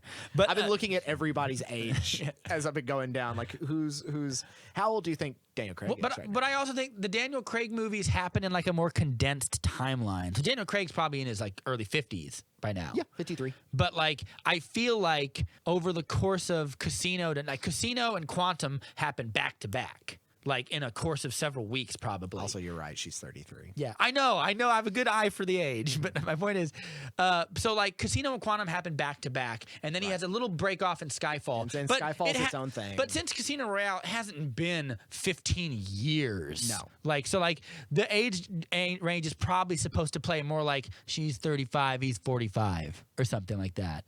Not that it matters or anything, but like I feel like the love that Bond shows her in this movie is a lot more like do you remember in Game of Thrones when Catelyn Stark is like chastising Robb Stark for going after I can't remember her name, the lady Yes, that going gets after killed later in the Red Wedding. Well, his wife. Yes. Yeah, he got I can't remember her name. The medic, the nurse From Volantis or whatever. Yeah. And she's like Chaplin, Una Chaplin, yeah, and she's like who was also in Quantum of Solace. Is she really? I didn't know that. She tells him, like, do you think like your father and mother, like your father and I loved each other when we had never met each other or whatever. It's just it's not as exciting as secret passion in the woods or whatever. And she goes, but it is stronger. It lasts longer. You remember that scene? Yeah. And like I felt like the love that James Bond shows Leah in this movie is like that. Like he's been on this roller coaster of mixing emotions and Again, death. They And fit. yeah. And in a way that it's not like they fit comfortably. Him and Vesper Lynn fit as in their wounds fit each other, their trauma fit each other. They were always. I just think it's a just thunderstorm. I just think it was the first love. I think she was his antithesis. He gave her snarky shit and she would just give it right back or whatever. Whereas she's not really like that. No. But they're different but the same. She's not a spy. Like No. she's just a therapist. Was Vesper Lynn a spy? She was like an accountant. She or was an something. accountant. Yeah. It doesn't matter. I don't have anything more to say about this. Yeah. I wanted to get into like who should play the next James Bond and recommendations. That's kind of my thing right now is like You're analyzing. You're Charlie Day throwing the red pieces on the board. So the question I've had, and I think about this when I think about questions like that I'm going to talk about on the show. Because it also goes to like what the new style should be. Well, of James it is Bond. just like, did James Bond die? Or did Daniel Craig's James Bond die? So you're asking, is 007 a mantle or is 007 a character? Because that gets into the whole theory, and it's not a theory I like, where it's like all these different people who have played him are in universe different people who take on the moniker of James Bond. But that doesn't make sense because we have different Blofeld. I don't like it. I don't like it. I just like the idea that it's just a character and we pass the baton culturally. Right, but we've never had a situation like this where we Bond actively killed him. where we actually kill Bond, because almost every other Bond movie ends with the potential for more adventures. Bond never retires out completely. He just ends up in bed and does a last little In Jamaica. He ends up in Jamaica or something like that, where he says, I thought Christmas comes once a year. I bet Jamaica's awesome. Jamaica's great. Have you been to Jamaica?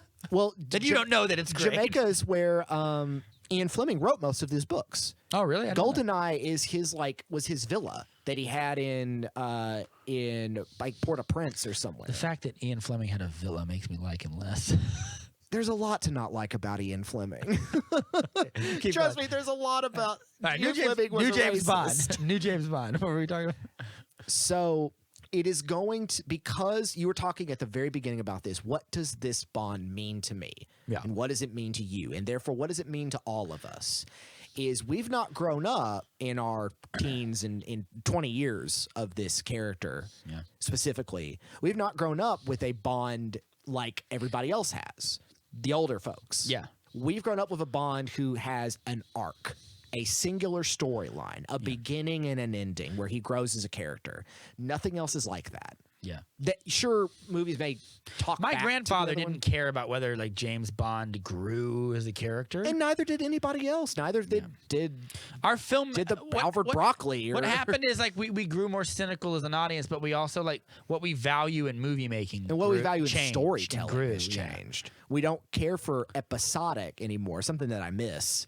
But we don't really do episodic. We do much. like episodic. That's why the Marvel Cinematic Universe does They're so all well. connected. But yes, they're all connected. They can't not be connected. Yes. Something can't. That's why we liked Black Widow, because it was like kind of not kind connected. of not connected. It was as far removed from another superhero showing up than anything else. That was kind of refreshing. But Bond hasn't been this. So my question, of course, is like who's going to be the next Bond, but also like how are we doing the next Bond?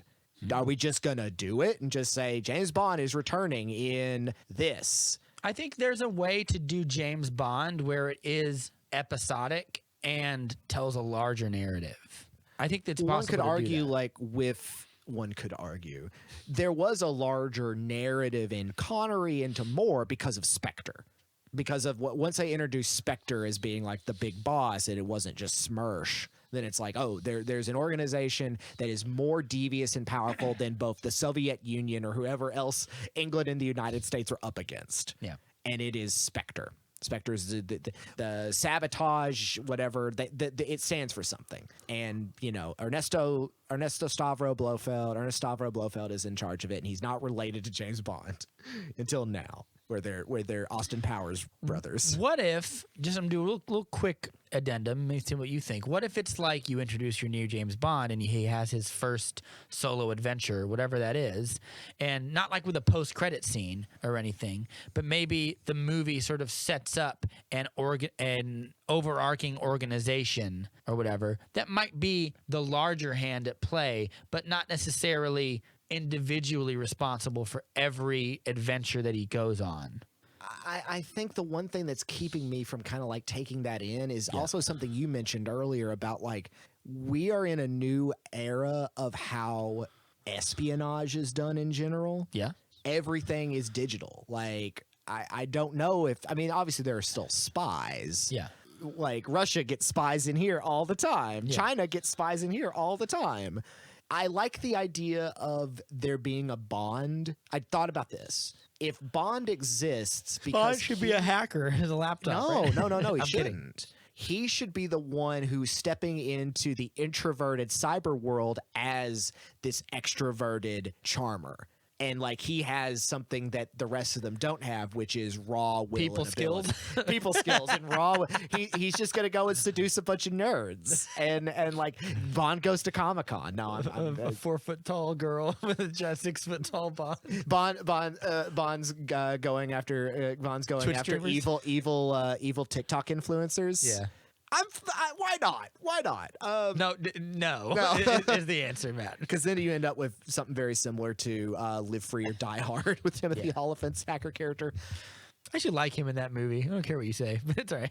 My question is mostly going to be, and I don't have an answer for it right now because it's so touchy, is like how do you make Bond relevant again, especially after the end of the Craig arc?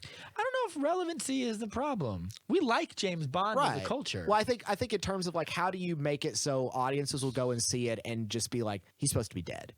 Well, I think personally that the modern audience, when they see James Bond, I think they're kind of like you and me. They see it as like, oh, it's just we pass the baton to the next guy. I don't think we're like, oh, he's dead. He died in the last movie. This is obviously Daniel Craig. Like they don't. I think the audience is smart enough to get that. I don't. Really? I don't. I think. Well, the older audience isn't so final.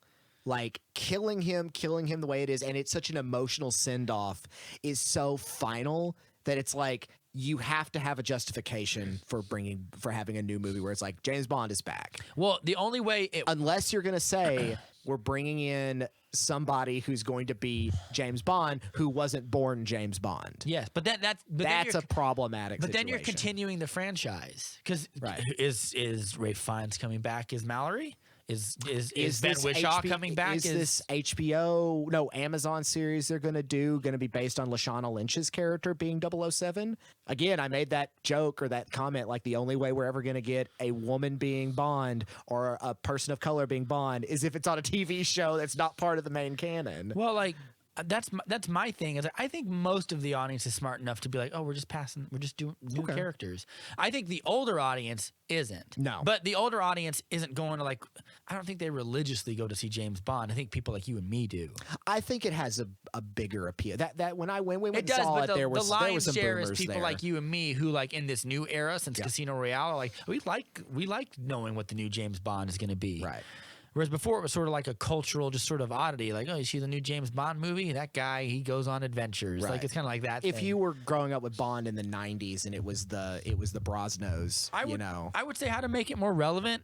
Don't be afraid to lean into stuff that's a little more wacky or otherworldly. Yeah. And like, don't be afraid to have fun, but don't be afraid to maybe go adapt more of the books, even if it means like remaking something like Thunderball or remaking something like Diamonds Are Forever. Things that are really dated and stale. I'd have to really go back and because when you told me Casino Royale was a book and it happens pretty much the same way, I'm like, that is a cool story. That story would be cool whether you made it in 2021 or you made it in 1991. I was looking up about how to make a Vesper Lind martini. And I was and you made a pitcher full and you just drank it all that. No, God, no.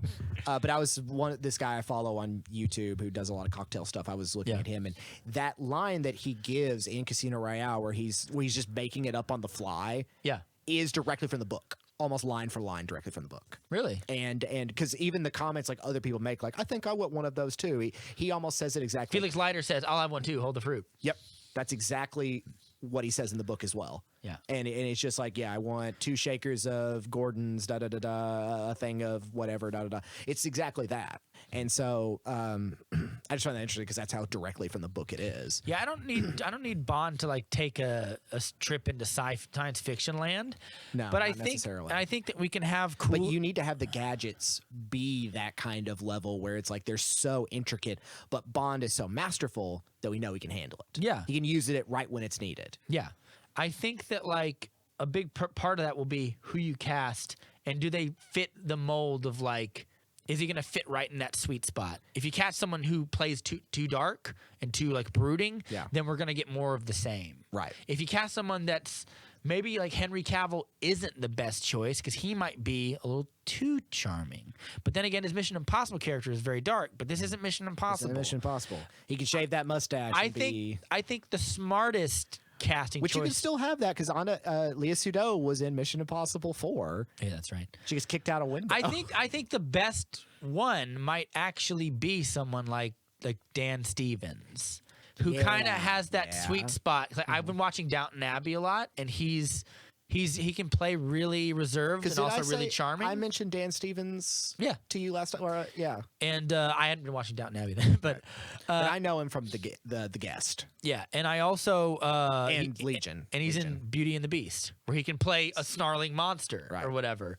and who has like flaws. So I think like if you did that, but you gave him a slightly funner thing where he's still like he can still be like a lethal killer and have killer action sequences and stuff, but put him up against a villain that maybe is a little subversive and makes you question like, is James Bond always a force for good in the world? Yeah, is maybe but I like, wonder if we've already talked about that. I don't think we've talked about it like directly. Well, like, then, do we really ever talk about the people that like British intelligence directly fuck over? Right. Like directly fuck over. Yeah, have it be some guy from the Falklands. Have it be some Argentine. Or just even like some poor family in Iran who like had their government overthrown by MI6 and was like, hey, you kind of got like my family killed, and then the government that came in and replaced them after you overthrew our government killed even more of them, and like it's kind of all your fault, and I have like beef with you now. But that's almost I see that. And that's the kind of the weird thing that's in Goldeneye as well, is that like, hey, my family were Lynn's Cossacks and you betrayed them. And also, here's a big space laser. And also We're making a space laser. laser. They're trying to steal money. And it's like, it's because no one's going to buy this Lynn's Cossacks thing because it's so specific that it's like, who? I always took it that like once they deported his family, they were killed by like the Soviets. It's like, no, their family was just poor and his dad killed his mom. Yeah. And it's like, oh, that's kind of a elongated way to get to I want revenge. Yeah. No, and that's almost Safin's thing, except that's against Spectre. And then what you could do is like having this person that's like living in the demolished third world ruins of MI6's 80s and 90s and 2000s interventionalism. You could have them like discover new technology. It's kind of similar to like all the technology that gets left behind that we're seeing in Afghanistan. There's a great cyborg comic called Phantom Limbs where he has to go and deal with these rebels and freedom fighters and terrorists in this organization, like in the ravaged Middle East and Africa, and they created technology to fight back, and they're kind of these mirrors of him where like he's cyborg, he has all the super alien tech, but theirs is much more rugged and hand built by them, but it's still something that like is deeply intuitive, and even he's like, I never would have thought people this desperate and poor could come up with things they like were this. Thinking outside of the box of imperialism because they were living in desperate situations. Yeah, like that would be something cool. That could be interesting. Yeah,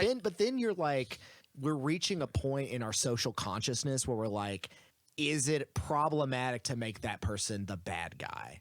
Well, but that's the thing is you make James Bond reconcile that. Right. Maybe make James Bond not kill him.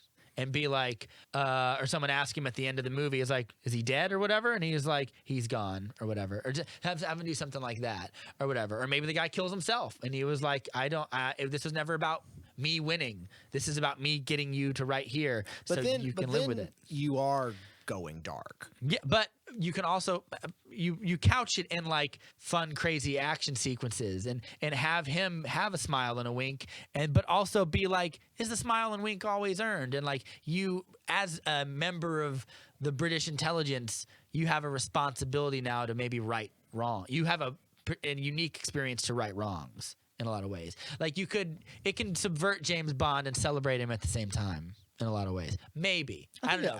I think it'd be nice to just have like a villain who's an American. That too. That'd be great. That's only happened like one time. Yeah. Joe Don Baker and should we also talk about James Bond? Should we talk about like James Bond and like sex at all? Is that a thing that we're still going to be doing? I feel like James Bond being a ladies' man is mostly fine. I think everyone's sort of okay with that. I think anybody who's like really, I think we're seeing way too much of the Connery era where it was just so violating. Yeah. And where clearly Bond like actual committed sexual assault, and it's like it was cool at the time, and it's like that's not. Yeah. And then you get Roger Moore, who's such a pushover, and such a I want to take you on a date. Do you like salmon? And then you get Dalton, who's fairly, despite being very ravaging and like intense, like he's pretty like he's the guy that married one of them or whatever, and then lost his wife. Like no, that's Lazenby. Oh, that's Lazenby. That's Lazenby. Lazenby fucks around at the beginning of that one, but no, he's very monastic, I guess is the word I'm looking for. I don't know. Monogamous. Thank you. Monastic. And then Brosnan, of course, just is kind of back to format. Yeah. he lays at the end of every film. Yeah. But then Craig's Bond has been this romantic Byronian like hero, anti-hero who's gone through the ringer and now his story ends. Do we even want to press pause on the fact that maybe James Bond doesn't have to have like a sexy lady every movie? I know that's the tradition is who's the new Bond because then all of a girl. sudden it's not. I think like bringing someone in like Phoebe Waller-Bridge to work on this script helped a lot because you got to hit all the points. Where you're like, that was, you got the tech, you got the action, you got the bad guy, you got the Bond girl. It's weird but that it turned out as good as it did. Delicately works out. Yeah, it's weird that it turned out as good as it is, considering how long it took to get. We had a new Bond girl. They didn't have sex or anything, right? She's there. We had 3. We had cool new gadgets and villains and great action sequences, and it's very charming. And and it ties into the last movie, and the last movie's bad guys here, and it all comes to a nice. Not coup d'etat, a nice denouement at the end or whatever. It's nice over, and everyone lives happily ever after, and we did it. So, anyway, recommendations. I have a good one because I know you're going to agree with me on this one. You know what? I'll go ahead and recommend what I've been watching this last month as my Halloween watch. Okay, it's kind of vaguely Bond related because it's English, not English. It's an anime, but it is. Okay. It's set in England. You paused like you were like I was gonna know immediately what it was. I've gone back and been rewatching Hellsing Ultimate. Oh, right on. I've only seen a little bit of Hellsing. People love it. There's 2 Hellsings. They're all based on the manga. There's the anime that ran in like the early 2000s, and then Ultimate, which is an OVA 10-episode series based directly from the manga, and it's way nastier, way more violent, way crazier. And it's a really good Halloween watch. The Helsing organization, which of course was founded by Abraham Van Helsing back when he took out Dracula. I thought it was Gabriel Van Helsing. No, it's Abraham. Where did I get Gabriel from? There could have been some other side thing you saw. Oh, that's because that's what they call him in Van Helsing. Dracula calls him Gabriel or whatever. That must be like that Van Helsing. Like Abraham Van Helsing was the original. Yeah, I believe that's Anthony Hopkins in the. I know. One. He slays Dracula a long time ago, but he keeps him and builds this organization called the Helsing Organization in England. And their goal in the world is to protect Queen and Country from those that haunt the nights, vampires, the undead, things like that. Cool. And eventually the Helsing Organization falls under a young girl named Integra who was almost assassinated by her uncle. He shot her, and the blood fell into the secret weapon of the Helsing Organization, a long dead corpse in the basement that comes to life smelling the blood and slaughters these guys and pledges his allegiance to Integra Helsing. And that is the secret weapon that is Alucard, Dracula, the Prince of Darkness, Vlad the Impaler. He is the most powerful vampire. Alucard is Dracula spelled backwards. Yes, it is. I never knew this. Yes. I just realized it now. And this is not an Alucard like Alucard in Castlevania. Yeah, I imagine. Is the son. No, he is still Dracula, and he is still Vlad the Impaler. He is all these people in this wild, silly, dumb anime. He is now. But he's also like nice now and helping. He's not nice. He's not nice. He's a horrifying monster man. Why is he pledging to serve this person?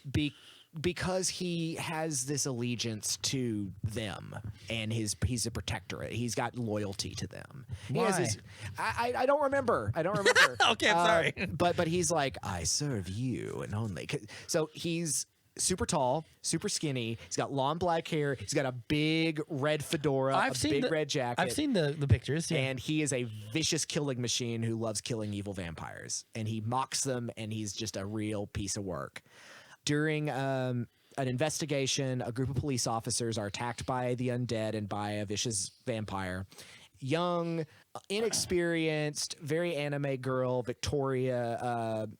Sarah's Victoria, almost gets killed. And in order to kill the vampire, Alucard shows up and shoots through her to kill the vampire, who is a priest, and says, like, if you want to live, you have to consent. You will become a vampire. He bites her, and she becomes a vampire. So the beginning of their journey is also the return of the Millennium Organization. And this is one thing I find very problematic in a very problematic series. The Millennium Organization are Nazis. Out and out swastika wielding. Why do you think the series is problematic? Well, it's because these Nazis return. Okay. Nazi vampires. They Yeah. got Zeppelins. They're all like, it's. I don't know if Zeppelins are really one-to-one comparison to Nazis. Nazis don't own Zeppelins. They started Zeppelins. The Germans started. But they also Zeppelins. started Volkswagen, and we still Right. have that. Like, So the Major, who is like, was this little tiny man with little glass. He's like a Bond villain. Yeah. He's like, gentlemen, I love war, and I'm going to return with my legions of vampires, and we're going to create nothing but war. I love bloodshed. The one thing the Major and everybody else is not political or racist. They never talk about Jews, never talk about anything else. He is apolitical, but he's still a Nazi. You can't do that. Okay. Granted, this was a different time. Yeah. It's essentially a Japanese author who was just like, you know what make cool villains? Nazis. Do you know what I don't want to deal with? What is a Nazi? Yeah. So to him, Nazis are just German vampires who wear a lot of swastikas and carry like Stromfausts, and that's it. it's well-intentioned, but it's not. It's, So- you shouldn't ignore the political beliefs of Nazism. Right. You can't do that now that Nazis are pretty much back. In this, he's just like, I just want to kill as many people as possible. And they go to lay siege on London. Helsing is like, we will take the call and we will try to stop the Millennium Organization from slaughtering London. Also, at the same time, the Catholic Church Oh God. has an organization called Organization 13, or the Iscariot Organization, which are the priests of Judas Iscariot. And their goal is to redeem the sins of Judas Iscariot by killing vampires and monsters. And they are led by Alexander Anderson, who is a Scottish psychopath who uses bayonets to slice up monsters. And he hates Protestants. He hates vampires. And he's also unkillable. He has like some weird occultic power, and you can't kill him. You can shoot him in the head, and he'll still regenerate. And he hates Alucard. He hates Because he's a vampire. well, no, he hates him because he's a vampire. He also hates him because he's a The worst Protestant. vampire. Because like most of it, just like I just want to kill the Protestants and the heathens and make the world better for one thing. The English dub is 10 out of 10. It needs to be watched in English dub. Nice. Because they're actually doing the accents. How old is this series? The manga is from the early 2000s. Yeah. The Helsing, the OVA was 2010, 11. Okay, or so it's not even that old. No, Okay. it's not. It's animated wonderfully. Okay, cool. It's super violent. It's super silly. There's all these little like weird anime dream sequences that pop up that are goofy. But it manages its tone by being so gory and gruesome and intense, while also being very pulpy and over the top and comic booky and silly. And the show is aware of it. And I mean, you could go from something where like you've got like shenanigans with Sarah's Victoria, who's just kind of like, oh, I'm a vampire now. What am I going to do? And like she's flirting with like this French like bounty hunter who's been sent to help them out, and like they're having this coup-d'etat, and then you watch London get devoured by vampires, men, women, children, and it goes balls to the wall because everyone's got like superpowers. Like Alucard, of course, is like gunning zombies down. She's got like a giant cannon-sized Are sniper there rifle. pacifist vampires? No. Okay, fair enough. No pacifists. No, in this. Rob. Everyone is aggro. Everyone is at an 11. Everyone's got big old giant grinning teeth. Everyone's got evil eyes. No one's necessarily a good guy.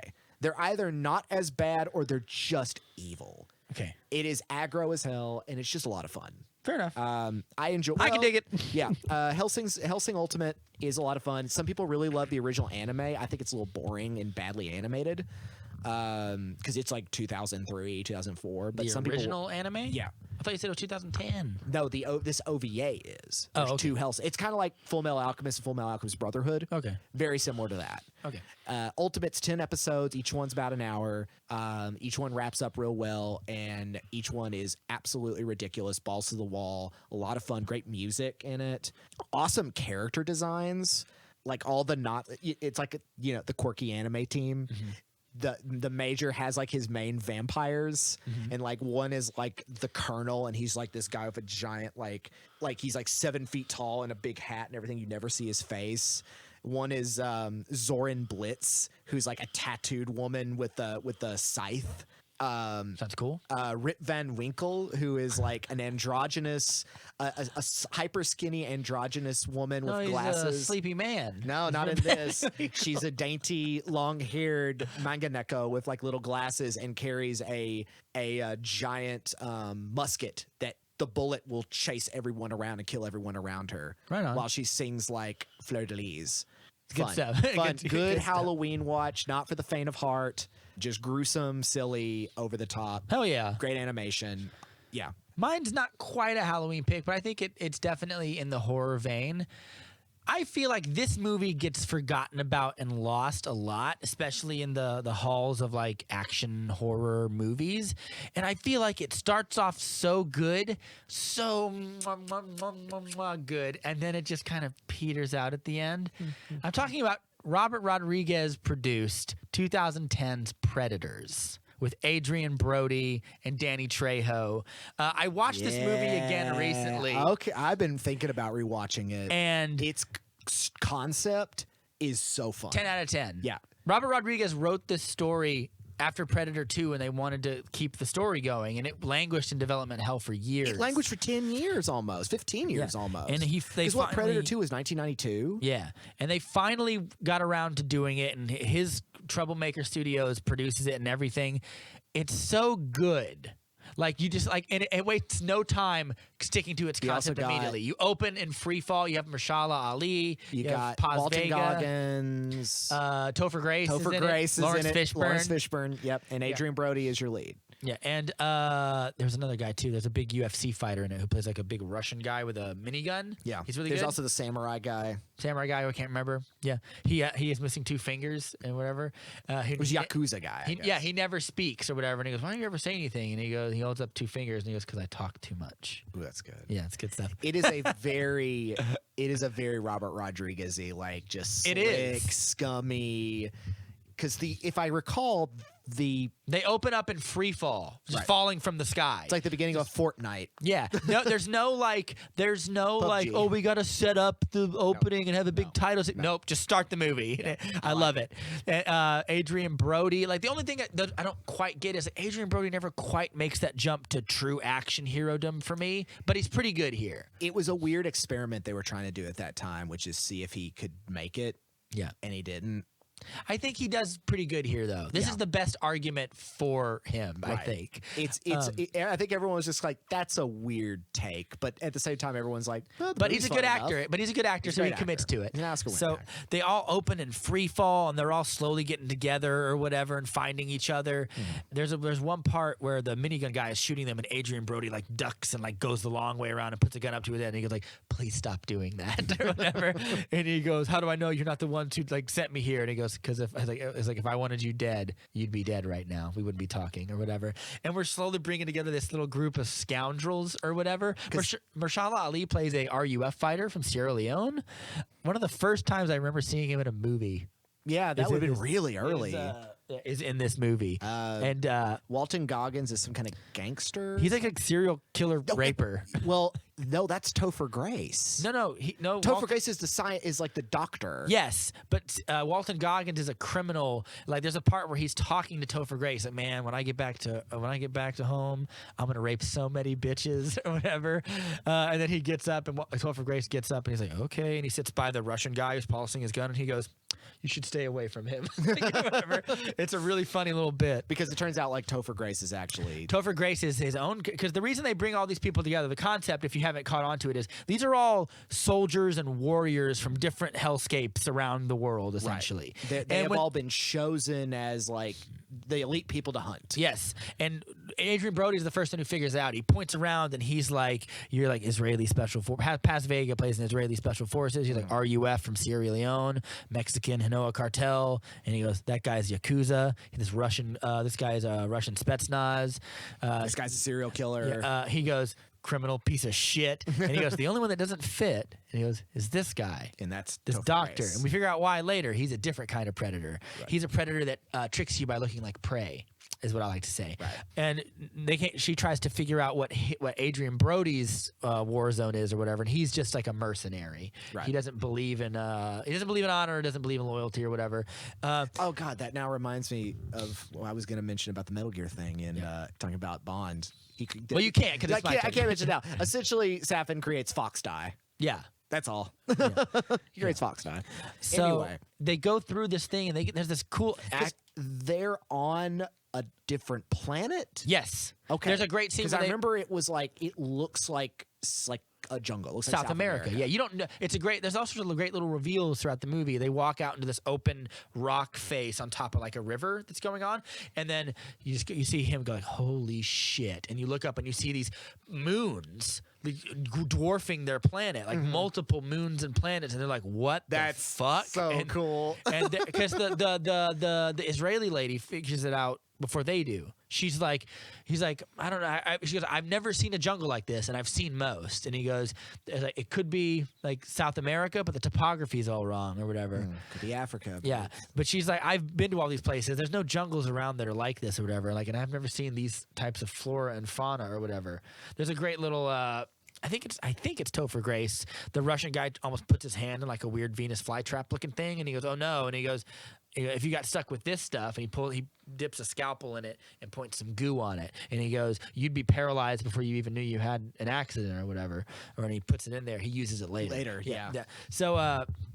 As we're going on, and I feel like the movie does such a good job of building up intensity and dread.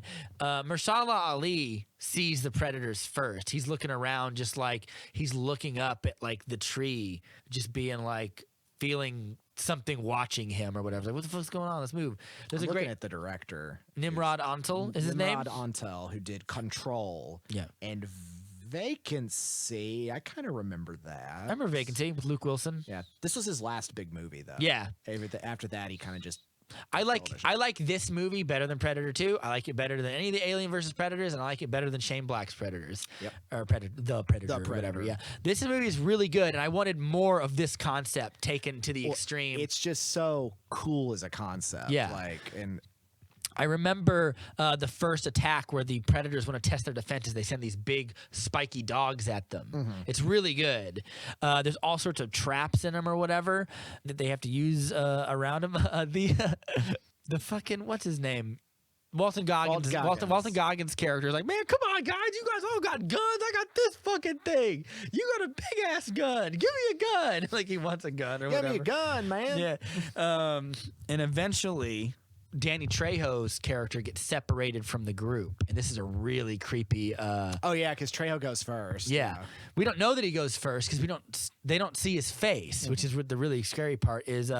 He's out in the field and he's going, "Help me," or whatever, and they're about to go out there and watch him. He's like, bad. Adrian Brody's like, no. And Adrian Brody's picking up on the fact like we're being corralled into an area. We're being led. Our defenses were tested by these creatures. Look at this guy here. They found a guy who set all these traps for these dogs, and he's dead. And like this guy was making a last stand here.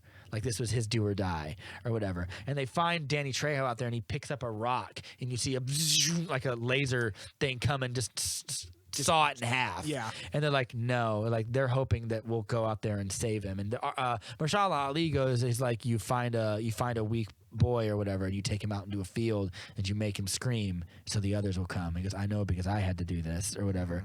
Oh yeah. It's good stuff. It's a rough. And then they Shit, I need to rewatch. they're walking away. It's for free on Tubi. Tubi? Or not Tubi. What's the other one? Peacock. If you get the free version of Peacock, it's on there. And that's where Halloween Kills will be on. Yeah, Paz Vega, as she's walking away, he goes like, "Help me," and she takes a shot at him. She shoots him to put him out of his misery. And then as she walks away again, he goes, "Help me," like he's got a bullet in his head, and then the camera pans around, you see his face, and he's already dead. He's been dead the whole time, or whatever. It's fucking good, man. Because he set up the little speaker thing that can mimic voices. Yes, which of course the Predator uses in both the first movies. And then the first time, because it's just one Predator, right? No, it's 3. That's right, it's 3. There's the Berserker Predator, the Beastmaster Predator, and the Aviary Predator, who has like the drone that he uses. Right. And then there's the I guess we would call him Predator Classic, but they've got the other 3 Predators have beef with him. He's chained up. That's right. Yeah. That's right. That's that cool little realization later that it's like they kind of got one on their side because Adrian Brody makes a deal with him essentially. Right. Because this is where it's like, well, these are the aliens that you can talk with because they're sophisticated enough that they can hunt for sport. Yeah. And when they actually fight, when they actually meet the Predators and fight them, Adrian Brody leads them into a trap so he can see what they're up against. Kind of shitty. Maybe don't do that because you don't know what you're up against or whatever. And the actual reveals that we get of the Predator, like it builds its tension so well. And I remember the lighting is really good. And it's a good looking movie. And the way it still has that raw. It did really well at the box office. It's not surprises me that it is a Robert Rodriguez thing because it feels like that raw, like almost a throwback movie. Like these group of scumbags are being hunted. Yeah, like you can hear that in like a B movie, like a Grindhouse. Yeah, like they don't know underappreciated, what's chasing them. Underappreciated movie. Yeah. And then the good kills in it, good fights. I remember. The Yakuza guy goes up against one of them with the samurai sword. And he's like, all right, we're going to sword. There's a great part where one of them rips Walton Goggins' spine out. Yeah, it's pretty good. That's pretty good.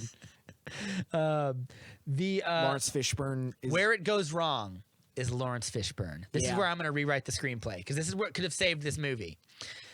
They meet. It's also a great introduction to Lawrence Fishburne. Is there after they've run away? Lawrence Fishburne's kind of like Colonel Kurtz in this. A little bit, yeah. They've run away from the Predators and they're like they're yelling. You're like, what the fuck are we supposed to do? How are we gonna beat that? And then you hear like, turn around. And then like Adrian Brody like goes. He thinks he's been caught by a predator, and he immediately turns around. And he's like, shit. And you see the stealth camo come off of him, and he's got one of their helmets on. Right. And he takes it off, and he goes, "You're too loud." Like they're gonna hear you. This guy, I love Lawrence Fishburne in this movie up to a point. So he takes him back to his place. He's gone crazy. Yeah, he's gone crazy. That's why he's like Colonel Kurtz. He's got like he's like a madman hut. He's gone too crazy. Right. Because it doesn't make sense for what happens later. But like he's unstable. Adrian Brody is like, how long have you been here? And he goes, 2 years.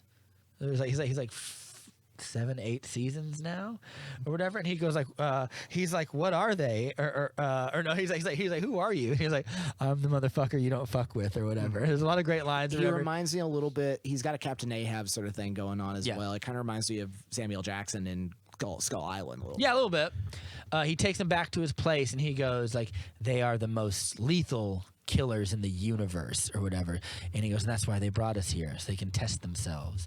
And he goes, and they don't lose often. And he's like, how many of them have you killed? And he goes, 3, 4. I can't remember. Like he's been there too long, or whatever. And the fact that he's killed 4 is very impressive. Yeah, one guy. Yeah, he's got weapons and stuff sort of surrounding him and stuff. And he goes, every once in a while, it's like they don't usually lose, but every once in a while, one of them does lose. And this is when things get really interesting. And he goes, they leave. And he goes, and then when they come back next season, their strategies have changed. They're smarter, they're faster, better armor, different types of weaponry. And he goes, it's a game, and they play it to win, or whatever. And he's like. It's really good stuff. There's also a great part where someone picks up, like someone's over there, right, in the corner of the room and picks up his stuff. And he goes, hey, Agent Orange. And he goes, I'll tell him. Hold on. And he's talking to nobody over here. Like he just references nobody. And everybody else just looks at each other like, like he's gone. Hey, this is not the most stable person. Up until this point, the movie is like 5 stars for me. Mm-hmm. And then it makes a mistake. The mistake it makes is like he traps them in there to steal their stuff. Right. Dumb. He would be the smartest person to know there's safety with all these people and they're warriors. Like they've already killed the dogs or whatever. Mm-hmm. They've seen what they're up against. Like you could they could have done something so interesting with the movie where they work with him to kill them or whatever, or at least you can kill Lawrence Fishburne off later if you want to. But they do jib him later. Like eventually, like he just traps them in there and he smokes them out to steal their stuff. They make a bunch of noise so the predators hear them and the predators come running and they just incinerate him instantly. But he's killed 4 of them and he just dies like a bitch. And I was like, I feel like he should be like, because his introduction is so cool. We were stuck with this interesting character and then it's just gone. Like they must have shot his scenes in like 3 days. Or you keep him till the end of the movie. Well, I would have liked him. Like he could have, like you could have said, like me and the berserker. We've got beef, him and I. It's like this isn't the first time. Yeah, he's got met each other. Like there's a couple of screenwriting things you could have put in there. He remembers me. Yeah, I will make him. And he goes, "This is his." You could put like a tooth, like I took this from him or whatever. Like took this from there's a couple of screenwriting things you could have put in there to set up stakes that will be paid off later. For the most part, other than that, you're on a roll. It's still pretty solid. Yeah. At the end, the thing that Adrian Brody comes to is like, I'm gonna release the big one and get them to get him to make me a deal to go back to Earth. Which, by the way, why would you trust that? For some reason, the Predator does it. Right. But like the Predator should have just gotten down and be like, "Thank you," and just like ripped him in half. Or whatever. I think it's to show that it's like the Predator civilization and all them are so different from any other kind of creature. They're hyper focused on tests of strength. They are Spartan in their existence. They're like, no, I'm not gonna. I will give you the weaker an ability to leave because you're not worth hunting if I can hunt these assholes. Yeah, and prove myself to my worth. The Yakuza guy fights one in the field. Yeah, with a samurai sword. And it's dope. It's pretty good. It's pretty good. How do they kill the other one? Because the last one that's left is the Berserker one, who kills the traditional. He kills the normal predator that they have chained up. Right. When Adrian Brody lets him go, Topher Grace begs for his life at the end for them, because eventually Topher Grace reveals that he he feels at home because this is where I belong. I don't have to hide who I am here or whatever. Because he's got the scalpel and he's like he cuts Paz Vega and she gets paralyzed. Adrian Brody finds his conscience and comes back to get her. I think he knows what's going on with him by that point or whatever. So he basically leaves him for a predator, and the predator just like destroys him or whatever. But then Adrian Brody still has to destroy the predator. There's a great callback to the Arnold Schwarzenegger one, is because Paz Vega, Adrian Brody confronts her like, you know what these things are. You've heard about them. And she goes, I heard about a thing that went down in, is it Colombia? What's the first? It was in it was somewhere Nicaragua or somewhere like that. There. It's South America when she's like a special ops team got lost in the jungle. They said they were killed by something they couldn't see or whatever. Only one of them came out. Said he was able to beat it by disguising his body heat, which Adrian Brody does later. He does it with a combination of he starts a bunch of fires around him so the predator cannot see his body heat. Bit of a plot hole. The predator can just take off the mask and look at you, but and he also covers his body in mud. And they kill it. And then at the very end, you see more soldiers being dropped down from the sky, and it all begins again. Such a great open-ended thing for a sequel that could have gone anywhere. And it's so simple. Yes. It's so focused, and it's so it reminds me of movies like Dredd, where it's like it's part of a bigger franchise. Yes. But it is a nice slice of this where you get the meat, and it's juicy and it's bloody and it's fun. Yes. And you get a good cast and you go at it. It does remind me of Skull Island a little bit like that. Skull Island's very similar to this. I wish we could have you could have had a sequel where we open up more aliens, more interesting terrains for the predator to hunt you on. Or they start sending out it's not just humans, but other aliens, other alien creatures species. from different. Oh my God, Matt, that would have been so good. Where it's like they have to learn to communicate even though they don't know how to. Even they're on the same. Yeah, they're on the same. We're team all or in whatever. the same shit, and it's like some kind of gray that's just. Or other aliens that have these aliens have different powers that the predators have to Some are telekinetic, or anything maybe these aliens can also camouflage, or they have harder exteriors. You can learn to use the aliens in conjunction with your own team or whatever. It was such a great opening-ended idea. And then when we got the Shane Black Predator, all I could feel is we kind of gone backwards here.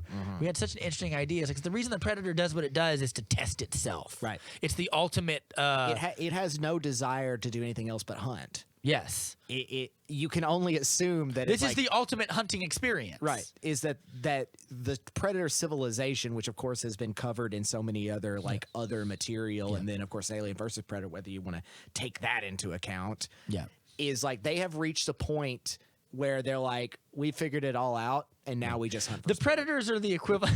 The predators are the equivalent of the dentist who goes to Africa to shoot a lion. They're fucking sore losers. Yeah, like they really are. They're just they're all a bunch of like rich kids. Yeah. Well, they remind me of like what from Invincible. Who are the Omni-Man's race? Oh, the Viltrumites. They remind me of the Viltrumites, where they're like, we are a Spartan civilization that feeds out the weak, and then we get to like fight forever. Yeah. They're I imagine they're like that, where they're just like, we go and come back with spoils, and whoever is the best like gets to become leader, I guess. But but you see, like, at least in Alien vs Predator, they got like massive cities and like functionaries and like bureaucracies. And Boo. I think that's unique. Well, I think that's unique. I think that's unique to a point or whatever. Because the more you explain about it, the less all interesting my it vicious becomes. aliens to just be like savage creatures. I want I like the idea. It's like, we have a sophistication, but once had a to be year smart I get to go on holiday and I get to hunt humans. They had to be smart enough to make spaceships. Well, not just spaceships, all kinds of tactics and all kinds of weaponry.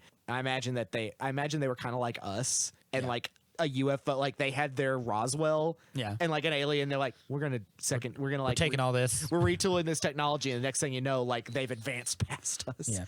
Great recommendation. Good movie. Everyone should watch this movie. It's really fun. It's a lot of fun. I just think it loses its way when it slows down and loses the idea of what it had in the first place. Which is not normally something you say. Usually when Lawrence Fishburne's in something, you're like, great. Well, he's good, but the choice of the script to make him just a lunatic, keep him around till the end, make him kill the berserker, like get that beef out, and then instead of the berserker and the traditional predator killing each other, like Lawrence Fishburne takes out the berserker in like a cool self-sacrifice, and you're left with the OG predator that they have to kill now, because of course he's not going to give you that fucking thing, this spaceship or whatever. And then that's like, it's almost a perfect movie. It's not a 10 out of 10 or whatever. But if they as far as a genre action thriller, you can't do. It's definitely better than 2. Yeah.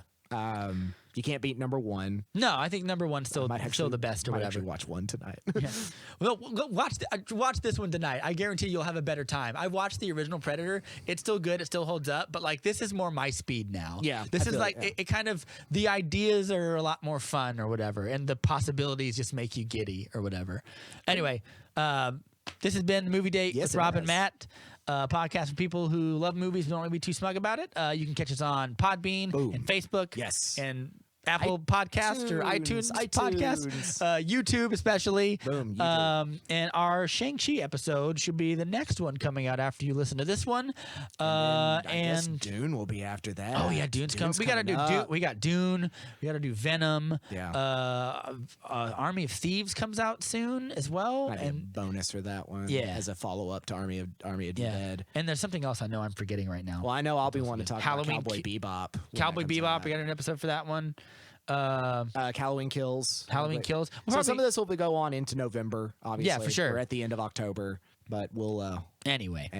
We love you guys very much. Thank you for watching. Stay safe. Be well. Go watch Predators.